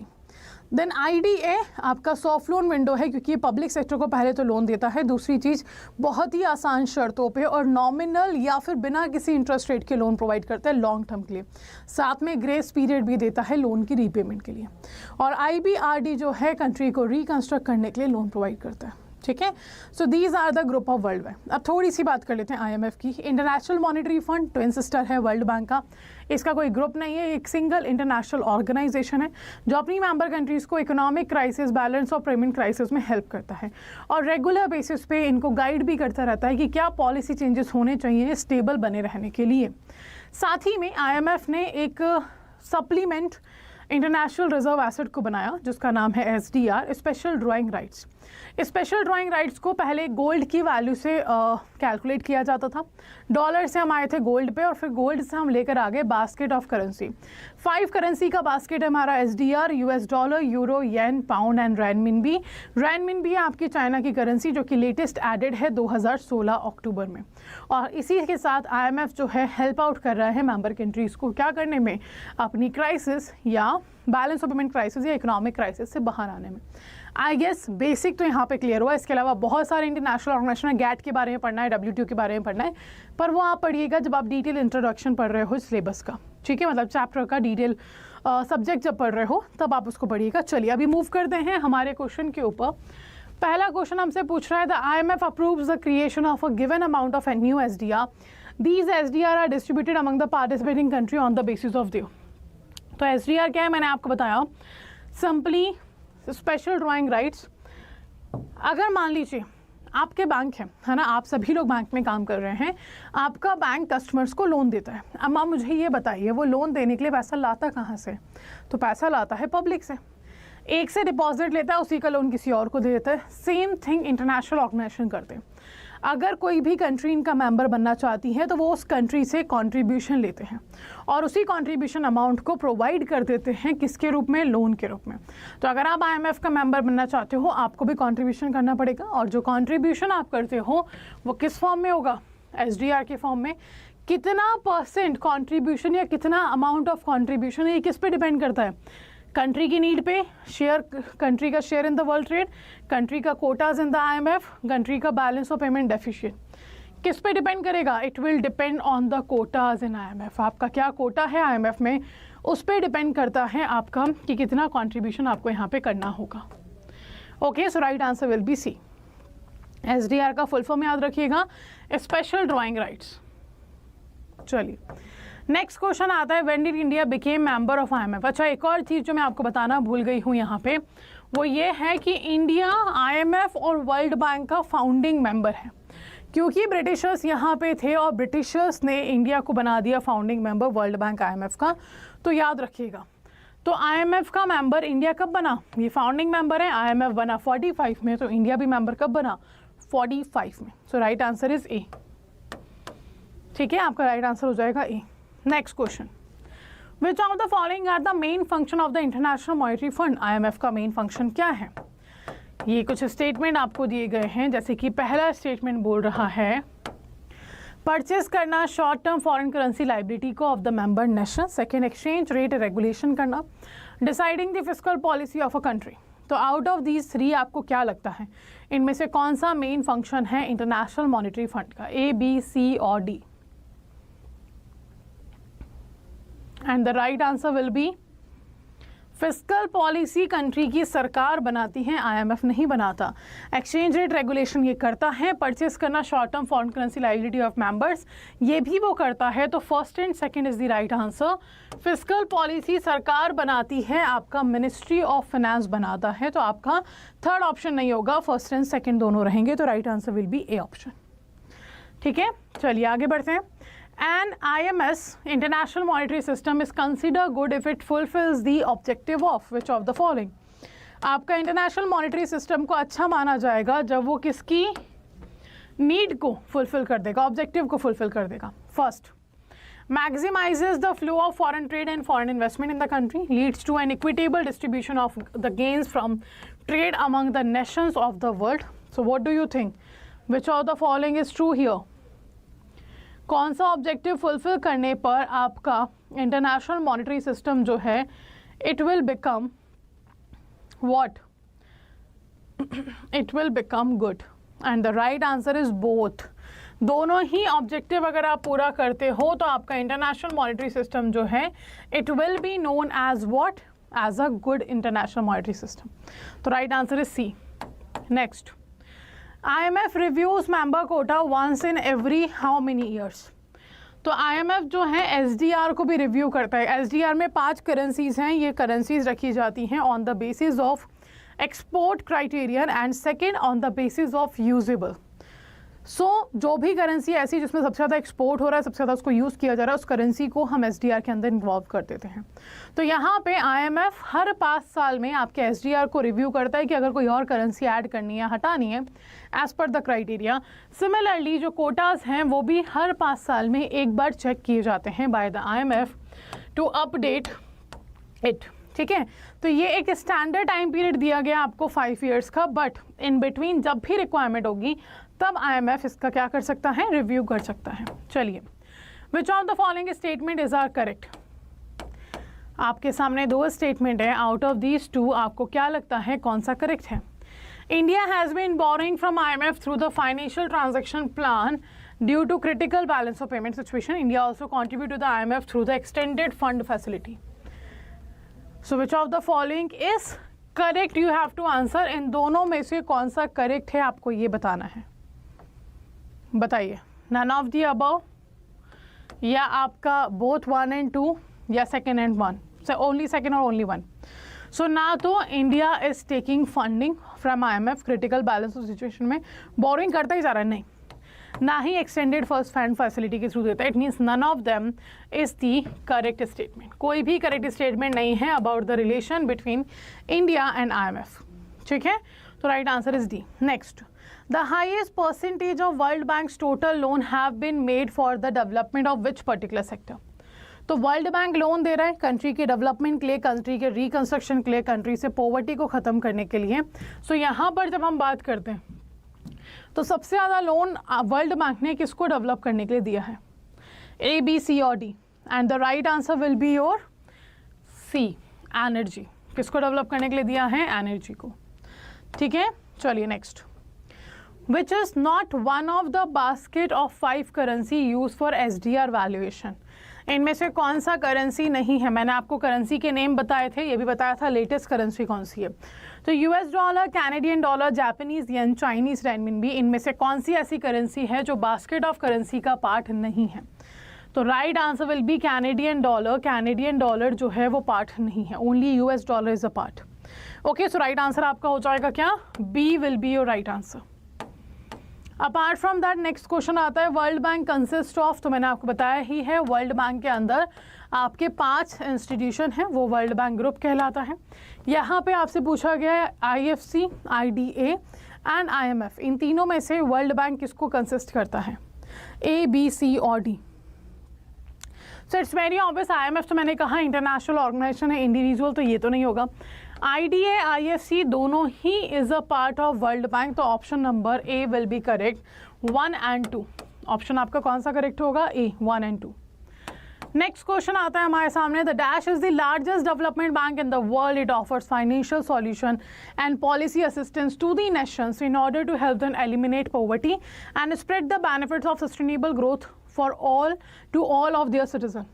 तो ये कौन सा इंटरनेशनल ऑर्गेनाइजेशन की बात कर रहे हैं हम, जहाँ पे हम बोल रहे हैं कि पहला तो ये पॉवर्टी एलिमिनेट करने में हेल्प कर रहा है, दूसरा सस्टेनेबल ग्रोथ दे रहा है सभी सिटीजन्स के लिए. So it is which international organisation? IMF है, गेट है, WTO या वर्ल्ड है? अच्छा, गेट जो था general agreement on tariff and trade है, जिसको 1 जनवरी 1995 में किस में कन्वर्ट कर दिया है? WTO, वर्ल्ड ट्रेड ऑर्गेनाइजेशन में कन्वर्ट कर दिया गया है. ठीक है, याद रखिएगा. पहले गेट जो है वो सिर्फ वो रूल्स एंड रेगुलेशन बनाता था गुड्स से रिलेटेड. जब WTO बनाया तो ये सर्विसेज को भी इंक्लूड कर चुका है. And the right answer is very obvious, world bank. कौन सा इंटरनेशनल ऑर्गेनाइजेशन है ये? This is your world bank. ठीक है, जो असिस्टेंस प्रोवाइड कर रहा है. Good morning everyone, welcome to the official YouTube channel of officers at 24/7. So first of all let me know how are you all. And also ये आपका session जो है this is regarding your IEIFS session. As you all no कि हर दिन सुबह हम मिल रहे हैं 7:30 AM पे for your Lakshya series of IEIFS. तो सबसे पहले तो मुझे बता दीजिए ऑडियो वीडियो ठीक है, are we good to go? And also those candidate who are first time joining ये सेशन जो है आपके लक्ष्य सीरीज़ के, तो I will let you know every day हम एक चैप्टर को यहाँ पर ले रहे हैं, एक यूनिट को यहाँ पर ले रहे हैं और उसको कंप्लीट कर रहे हैं in the form of MCQ. So today it's your 10th session. It means we have already completed 9 units of your, और आज हम जो डिस्कस करेंगे वो होगा आपका यूनिट नंबर 10 और वो भी मॉड्यूल A का. अगर मैं IEIFS की बात करूँ तो वी हैव टोटल व्हाट, हमारे पास टोटल है आपका 4 modules. Out of the 4 modules है ना, 4 मॉड्यूल में से यू विल फाइंड हमारे पास 11 यूनिट्स जो हैं वो मॉड्यूल A में. 45 टोटल यूनिट्स हैं. आउट ऑफ 4 मॉड्यूल A में सिर्फ 11 यूनिट्स हैं. और आज हम डिस्कस करने जा रहे हैं 10th unit. It means very obvious हम यहाँ पर कवर कर रहे हैं the second last unit of your module ए, ठीक है। आप जितने भी ऐसे लोग हैं जो पहली बार ये सेशन ज्वाइन कर रहे हैं, I will let you know, हर दिन हम ये टॉपिक लेकर आते हैं मंडे टू सैटरडे, क्वेश्चंस के फॉर्म में इसका डिस्कशन करते हैं और अंडरस्टैंड करते हैं चैप्टर को in a comprehensive way. Apart from that, इससे पहले वाले सेशंस आप लोगों ने नहीं देखे तो प्लेलिस्ट अवेलेबल है ऑफिसर्स अड्डा 24/7 यूट्यूब चैनल पे। एक बार प्लेलिस्ट में चाहिए, चेक करिए, वहाँ पे आपका जो प्लेलिस्ट नाम से बनाए गए हैं। And do make sure all the sessions you check, है ना, सारे सेशंस को एक बार ज़रूर देख लीजिएगा, ताकि हम आगे, अब इसके बाद हम 11th यूनिट के बाद मॉड्यूल बी को जब स्टार्ट करेंगे तो you can link the content. क्योंकि देखो, इंडियन इकोनॉमी वाला पार्ट जो है मॉड्यूल ए और बी, एक ऐसा पार्ट है जो चैप्टर्स आपस में एक दूसरे से लिंक करते हैं। तो एक प्रॉपर सीक्वेंस में हमें ये चैप्टर्स पढ़ने होंगे, ताकि आप जो आने वाली टर्मोलॉजीज़ हैं उनको अंडरस्टैंड कर सको, है ना। Because let's say for example the unit 1 of your module B, जो कि होगा यूनिट नंबर 12, वो बात करता है fundamentals of economics, micro economics, branches of economics की बात करता है। और आपको पता है ओवरव्यू ऑफ इंडियन इकोनॉमी में हमने ये पढ़ा है, तो उसको समझने के लिए ये समझना ज़रूरी है। सो डू मेक श्योर एक बार सारे सेशंस आप लोग देख लो, प्लेलिस्ट में अवेलेबल है। अगर कोई डाउट आए तो उसी सेशन के कमेंट सेक्शन में वो डाउट आप पूछ सकते हो अपना, ठीक है। चलिए तो स्टार्ट करते हैं आज का सेशन। ये सेशन आपका क्लाइमेट चेंज और सस्टेनेबल डेवलपमेंट गोल है, unit number 10 of your module ए, ठीक है। मॉड्यूल ए का यूनिट नंबर 10 है आपका। सो लेट्स स्टार्ट। जैसे कि हर बार ही हम करते हैं, पहले कुछ कंटेंट डिस्कस करेंगे अबाउट दिस पर्टिकुलर चैप्टर और फिर आगे बढ़ेंगे एमसीक्यू फॉर्म में, ठीक है। तो सबसे पहली चीज़ यहाँ पे हमसे बात किया जा रहा है क्लाइमेट चेंज और सस्टेनेबल डेवलपमेंट गोल्स के बारे में। ना, what is climate change? Climate change आपका है क्या? अगर मैं क्लाइमेट चेंज की बात करूँ तो this is a kind of situation which we started facing in the country, है ना। अब तक हम सिर्फ क्लाइमेट चेंज के बारे में सुनते थे कि कंट्री में क्लाइमेट चेंज हो रहा है या वर्ल्ड में क्लाइमेट चेंज हो रहा है, पर थियोरिटिकली सुनते थे। Now you can watch it practically. आप देख सकते हो बारिश के महीने में बारिश नहीं हो रही है, ठीक है, या फिर हो रही है तो इतनी हो रही है कि बाढ़ आ रही है। किसी स्टेट में फ्लड है, किसी स्टेट में बारिश ही नहीं है। आपके सर्दी के मौसम में खतरनाक बारिश हो रही है, like it's a rainy season. गर्मियों में आपका बारिश नहीं हो रही है ना। और दिसंबर मिड तक हम पहुंच चुके हैं, पर दिल्ली की वो सर्दी देखने को नहीं मिली है अभी तक। तो what are these are the climate change. तो जब एक लॉन्ग टर्म चेंजेस टेम्परेचर में देखा जाता है तो उसको हम बोलते हैं क्लाइमेट चेंज, है ना। जब लॉन्ग टर्म चेंजेस आपके टेम्परेचर में और वेदर में देखा जाता है तो वो क्या है आपका, वो है आपका क्लाइमेट चेंज। तो यहाँ पे हम उसी क्लाइमेट चेंज के बारे में बात करेंगे। तो क्लाइमेट चेंज को रोकने के लिए कुछ तो करना पड़ेगा। It's very obvious now, it's a very visible thing. अब आप इसको महसूस कर सकते हो कि क्लाइमेट चेंज हो रहा है, ग्लोबल वार्मिंग इज़ ट्रू, है ना। तो इसको रोकने के लिए कंट्रीज़ आपस में कुछ कॉन्फ्रेंसेस करते हैं, कुछ सॉल्यूशंस ढूंढते हैं, और ये भी कहा गया है कि सभी कंट्रीज़ की पार्टनरशिप से ही ये अचीव किया जाएगा। अगर यूएसए अकेला सोचे कि मैं क्लाइमेट चेंज को रोक लेता हूँ, या इंडिया अकेला सोचे कि मैं रोक लेता हूँ, तो नहीं किया जा सकता। इनफैक्ट इन सभी कंट्रीज़ की गवर्नमेंट मिलकर पॉलिसीज़ और नॉर्म्स ले भी आएँ और रोकने की कोशिश करें तो भी नहीं कर सकते, क्योंकि हमारा इन्वॉल्वमेंट बहुत ज़रूरी है। सो it's very obvious climate change जो है, ये जो इन चेंजेस हम देख रहे हैं, इम्पैक्ट्स हम देख रहे हैं, टू ओवरकम दिस सिचुएशन और ख़ुद को बचाने के लिए we have to work in a partnership, each and every person in the world, ठीक है। वही क्लाइमेट चेंज है। और इसी के लिए हम एक गोल लेकर आए हैं, that is climate action. Climate action एक गोल हम लेकर आए हैं जो हमें अचीव करना है बाय 2030। ये जो गोल है, this is the 13th number of goal. किसका 13th नंबर ऑफ गोल है? एसडीजी का। Now what is this SDG is? SDG stands for sustainable development goals. ये आपका क्या है? सस्टेनेबल डेवलपमेंट गोल्स हैं। जैसे कि यूनाइटेड नेशन जनरल असेंबली के बारे में तो आप लोगों ने सुना ही होगा। यूनाइटेड नेशन जनरल असेंबली ने काफ़ी सारे ऐसे नॉर्म्स या फिर ऐसे प्रोविजंस या फिर ऐसे कॉन्फ्रेंसेस किए हैं जो वर्ल्ड को हेल्प करे किसी ना किसी सिचुएशन में। तो इसी तरीके से यूनाइटेड नेशन जनरल असेंबली ने कुछ गोल्स बनाए हैं। पहले बनाए थे मिलीनियम डेवलपमेंट गोल, जिसको हम MDG के नाम से जानते हैं। ये गोल्स बनाए गए थे 2000 में और अचीव करने थे 2015 तक टू दी डेवलपिंग कंट्रीज़, ताकि डेवलपिंग कंट्रीज़ को डेवलप्ड बनाया जा सके। इसलिए ये कुछ गोल्स हम लेकर आए थे। 8 गोल्स थे सिर्फ, और 15 साल की ड्यूरेशन में अचीव करना था। तो डेवलपिंग कंट्रीज़ कर रही थी ये। अब हुआ क्या, उसी ड्यूरेशन में हमने देखा कि जो ऑलरेडी डेवलप्ड कंट्रीज़ हैं वो क्या कर रही हैं, वो अपने रिसोर्सेज इतनी तेज़ी से यूज़ करती जा रही हैं ताकि क्या हो, मोर एंड मोर ग्रोथ कर सकें। अब यहाँ से एक मुद्दा उठाया गया कि सारे रिसोर्सेज हम ही यूज़ कर लेंगे तो क्या होगा आगे, फ्यूचर जनरेशन क्या करेगी, कैसे सर्वाइव करेगी। तो एक टर्म लेकर आए हम सस्टेनेबल डेवलपमेंट का, और सस्टेनेबल डेवलपमेंट को कहा गया दैट डेवलपमेंट इस तरीके से करिए कि आपकी फ्यूचर जनरेशन को फेस ना करना पड़े problem. So use your resources in such a way that the future generation do not have to compromise with their requirements, with their needs. That is sustainable development. और बस यहीं से हमने sustainable development goals को introduce किया 2015 में Paris में जब कॉन्फ्रेंस हुआ, और वहाँ पे कहा गया अगेन 15 साल का टारगेट होगा, 17 गोल्स होंगे। इन गोल्स का नाम अब होगा मिलेनियम डेवलपमेंट गोल्स की जगह सस्टेनेबल डेवलपमेंट गोल्स। तो 2015 में इसको इंट्रोड्यूस किया 17 गोल्स के साथ, और 2030 तक अचीव करना है। हालांकि पैंडेमिक आने के बाद कहा जा रहा है कि कोई भी कंट्री ऐसी नहीं होगी जो 2030 तक इन 17 गोल्स को अचीव कर लेगी, but still countries are working. और इन्हीं 17 गोल्स में से जो 13th नंबर का आपका गोल है दैट इज़ क्लाइमेट चेंज, जिस पे बहुत ज़ोरों शोरों से काम किया जा रहा है by each and every country. ठीक है, तो ये था इंट्रोडक्शन आपका। इंट्रोडक्शन के साथ साथ थोड़ा सा मैं आपको ये गोल्स भी दिखाना चाहती हूँ, बिकॉज डेफिनेटली ये पूछा जाएगा पेपर में, और नाम से पूछा जाता है। नाम से पूछे जाने का मतलब क्या हुआ, सिंपली पूछ लेंगे गोल नंबर 11 इनमें से कौन सा है, सिंपली बोलेंगे इनमें से कौन सा गोल नंबर 18 नहीं है, कौन सा गोल नंबर 2 है। ठीक है, so by the name number they have been asked. So these are the 17 goals you can see. पहले no poverty, no zero hunger, good health and well-being, quality education, gender equality, clean water and sanitation, affordable and clean energy, decent work and economic growth, industry, innovation, infrastructure, reduce inequality, sustainable cities and communities, responsible production and consumption, climate change, life below water, life on land, peace, justice and strong institution, partnership for the goals। ये हैं आपके 17 goals, number लिखे हैं, सारे goals लिखे हैं, these are the sustainable development goals, और इनके नाम याद कर लीजिए, वेरी इंपॉर्टेंट है ना। इनको याद करने का तरीका भी मैं आपको बताऊंगी, पर ये तब बताया जाएगा जब हम डिटेल में डिस्कशन करेंगे, बिकॉज जब तक इनको डिटेल में डिस्कस नहीं कर लेते वो तरीका भी आपके किसी काम का नहीं होगा।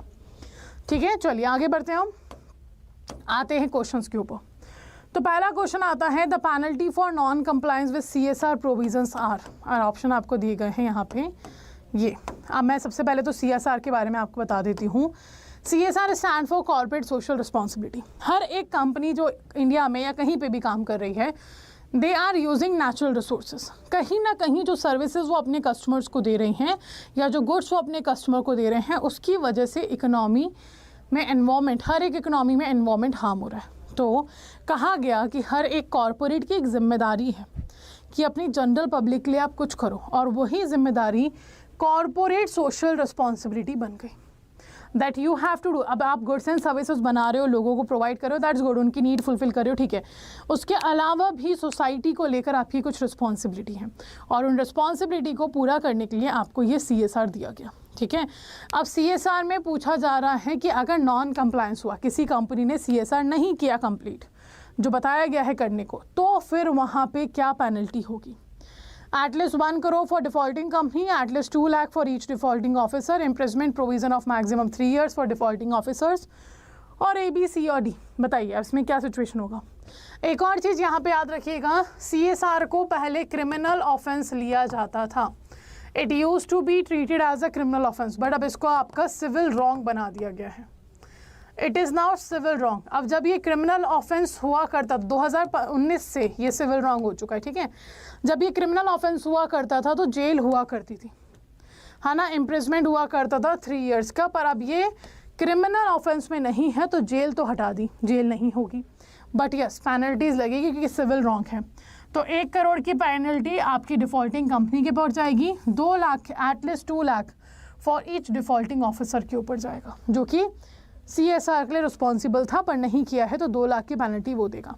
It means option number 1 and 2 are the fees, और not the fees I can say, but ये दोनों आपकी क्या है, सिंपली पेनल्टीज हैं जो आपको देनी होगी। ठीक है, तो right answer you have is A। चलिए आगे बढ़ते हैं। Next, which of the following is are elements of green finance, इनमें से कौन सा ग्रीन फाइनेंस का एलिमेंट है? And these are the option in front of you, ये चारों आपके सामने ऑप्शंस हैं। पहला बोल रहा है बैंकिंग सिस्टम, सेकंड बोल रहा है बॉन्ड मार्केट, थर्ड बोल रहा है इंस्टीट्यूशनल इन्वेस्टमेंट। अब देखो ग्रीन फाइनेंस क्या है। अगर मैं बैंकिंग सेक्टर की बात करूँ तो इट्स वेरी ऑब्वियस, डायरेक्टली तो बैंकिंग सिस्टम क्लाइमेट चेंज में कुछ नहीं इम्पैक्ट कर रहा है ना, कि क्लाइमेट चेंज डायरेक्टली तो इम्पैक्ट नहीं कर रहा है, बट समहाउ क्लाइमेट चेंज की वजह से हर एक सेक्टर इकोनॉमी का क्या होगा, बर्बाद तो होगा और हो रहा है इनफैक्ट। तो हाउ टू मेक श्योर कि हर एक सेक्टर की तरफ से ये कंट्रीब्यूशन हो, तो कहा गया कि जो बैंकिंग सेक्टर है आपका वो भी कंट्रीब्यूशन करेगा क्लाइमेट एक्शन में, और वो कर रहा है ग्रीन फाइनेंस को प्रमोट करके। अब ग्रीन फाइनेंस क्या है? ऐसी जगह पे फाइनेंस इकट्ठा, ऐसी जगह के लिए फाइनेंस देना जो कि आपका एनवायरमेंट फ्रेंडली प्रोजेक्ट्स हो, जैसे कि इलेक्ट्रिक व्हीकल्स। SBI ने एक अलग से स्कीम निकाला था इलेक्ट्रिक व्हीकल्स को लोन देने का, है ना। तो ये क्या है? This is the green finance. आप ऐसे सेक्टर्स के लिए लोन दे रहे हो बिजनेस स्टार्ट करने के लिए, एंटरप्रेन्योर्स के लिए, ताकि आपका वो एनवायरमेंट फ्रेंडली प्रोजेक्ट हो जाए, और वही आपका है ग्रीन फाइनेंस। तो ये banking system, bond marking, institutional investment, इन सभी के थ्रू किया जा सकता है। So right answer is D. ठीक है, आप ग्रीन बॉन्ड्स भी तो इशू कर रहे हो, तो बॉन्ड्स क्या है? बॉन्ड्स तो आपकी डेट इंस्ट्रूमेंट है।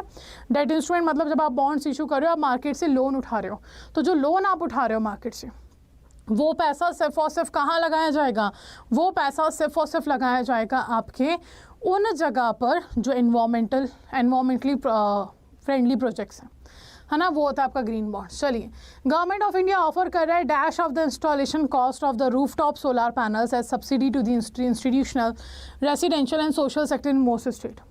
तो रिन्यूएबल एनर्जी आप जानते ही हो, सोलर पावर पैनल्स की बात अगर आप कर रहे हो, यानी कि रिन्यूएबल एनर्जी की बात हम यहाँ पे कर रहे हैं, तो रिन्यूएबल एनर्जी को PSL भी लोन देता है। प्रायोरिटी सेक्टर लैंडिंग के अंदर RBI ने कहा है कि 30 करोड़ तक का लोन रिन्यूएबल एनर्जी को दिया जाएगा। अगर कोई individual house hold rooftop solar panels को क्या करवा रहा है, अपडेट करवा रहा है, मतलब इंस्टॉल करवा रहा है, तो उसको यहाँ पे 10 लाख तक का लोन दिया जा सकता है। ये PSL के अंदर है।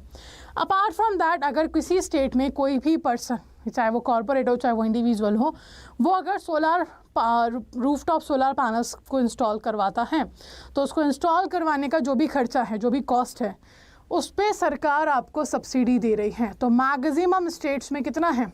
30%। यानी कि अगर 100 रुपये लग रहे हैं ना सोलर रूफटॉप सोलर पैनल लगाने में, तो आपको देने 70 रुपये, 30 रुपये देगी सरकार। ठीक है, ये है आपका मैक्सिमम स्टेट में। बट कुछ स्टेट में ये 70% भी है ना, कुछ स्टेट्स में ये 70% भी रहेगा। चलिए, तो राइट आंसर आपका क्या हो गया? ए। नाउ OSOWOG मीन्स क्या है, इसका मतलब what is the full form of these?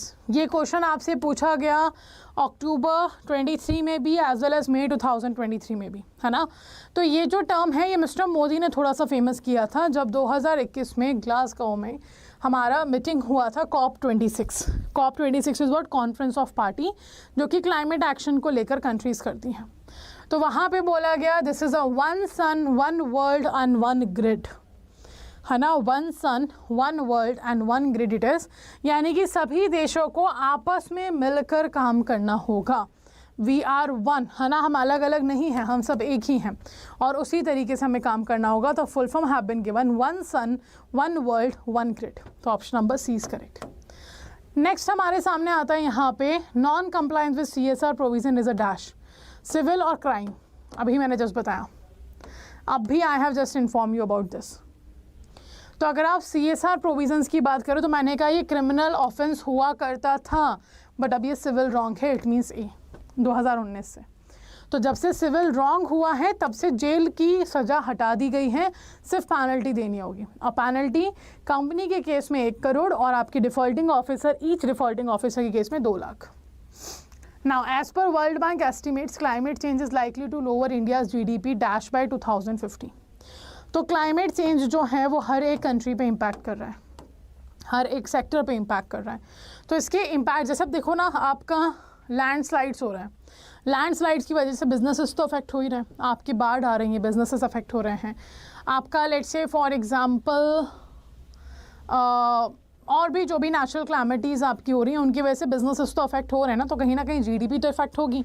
तो यहाँ पे वही बात कर रहा है कि जो जीडीपी इम्पैक्ट हर साल होगी, इट्स नॉट लाइक एक बार में 2050 तक कितना लॉस होगा, हर साल जो आपका जीडीपी लॉस देखा जाएगा वो 2.8% पर ईयर होगा, है ना। तो डू रिमेंबर दिस ऑल्सो। और ये किसने कहा है? ये कहा है वर्ल्ड बैंक ने। और वर्ल्ड बैंक क्या है ये हम कल पढ़ चुके हैं इंटरनेशनल इकोनॉमिक ऑर्गेनाइजेशन में। चलिए next question, green bonds are the bonds issued by any dash sovereign entity, inter governmental group और अलायंस और कॉर्पोरेट्स। कौन इशू कर सकता है ग्रीन बॉन्ड्स को? सॉवरेन जहाँ पर भी वर्ड यूज़ किया जाता है इट मीन्स इंडिपेंडेंट, है ना, अपनी मर्जी से अपने डिसीजंस ले रहा है, that kind of entity, that kind of government is sovereign government, है ना। तो राइट आंसर आपका क्या होगा? इनमें से कोई भी इशू कर सकता है, all can issue green bonds. World bank even आपका ग्रीन बॉन्ड इशू करता है ना, वर्ल्ड बैंक भी ग्रीन बॉन्ड इशू करता है। Right answer is D. Now India aims to achieve the target of net zero emission by which year? India aim कर रहा है अचीव करना टारगेट किसका? नेट जीरो एमिशन का, बाय विच पर्टिकुलर ईयर? बताइए।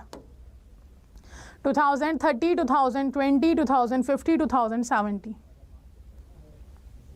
India aims to achieve the target of net zero emission by which particular year? And the right answer is 2017. Net zero emission का मतलब fossil fuels जो हम use कर रहे हैं for our needs उनको ख़त्म कर देना, यूज़ करना, है ना, और सारा रिन्यूएबल एनर्जी पे डिपेंडेंसी बना लेना। तो right answer will be D. 2070 तक, 70 तक इंडिया ने प्लान किया है अचीव करने का। नेक्स्ट CSR जो कि हमने अभी पढ़ा, corporate social responsibility, schedule number 7 of the companies act attempts to eliminate hunger, poverty और मालन्यूट्रिशन। तो CSR, अच्छा एक और चीज़ याद रखना है, CSR कौन से सेक्शन में आता है? आई थिंक उसके ऊपर एक क्वेश्चन होगा आगे, है ना, अगर नहीं हुआ तो मैं बता दूंगी इन द एंड, बट वो भी इंपॉर्टेंट है। चलिए, तो शेड्यूल 7 ऑफ कंपनीज एक्ट जो है वो एलिमिनेट करता है इनमें से किसको? और बिकॉज ये एलिमिनेट करता है सर्टेन थिंग्स को, तो जो आपका SDG का गोल है और CSR का गोल है लिमिटेड मिलते हैं, बिकॉज ये तीनों को करेगा। आपने देखा ना, फर्स्ट हमारा जो SDG गोल था that is no poverty, second क्या था? Zero hunger. तो ये तीनों ही CSR कर रहा है और साथ में SDG भी इस पर फोकस कर रहा है। So right answer here will be D. ठीक है, शेड्यूल 7 के अंदर है। ओके चलो आ गया section. Which section of the companies act 2013 provides the legal support for the CSR in India? तो कंपनीज एक्ट का कौन सा सेक्शन है जो CSR को एक लीगल सपोर्ट दे रहा है? 135, 235, 295, 195? Answer will be 135। Section number 135 supports your CSR in India, तो आपका आंसर हो जाएगा ए। Okay, your answer will be A, section 135। Clear? So I hope यहाँ तक मैक्सिमम चीज़ें आपको इस चैप्टर को लेकर क्लियर हुई होंगी। कोई भी डाउट है तो एक बार जल्दी से पूछ लीजिए अपना doubt in the comment section, और अगर आप रिकॉर्डिंग सेशंस देख रहे हो तो भी you can ask your doubt in the comment section, है ना। रिकॉर्डिंग देखते वक्त भी do drop a message in the comment section, I will check your comment.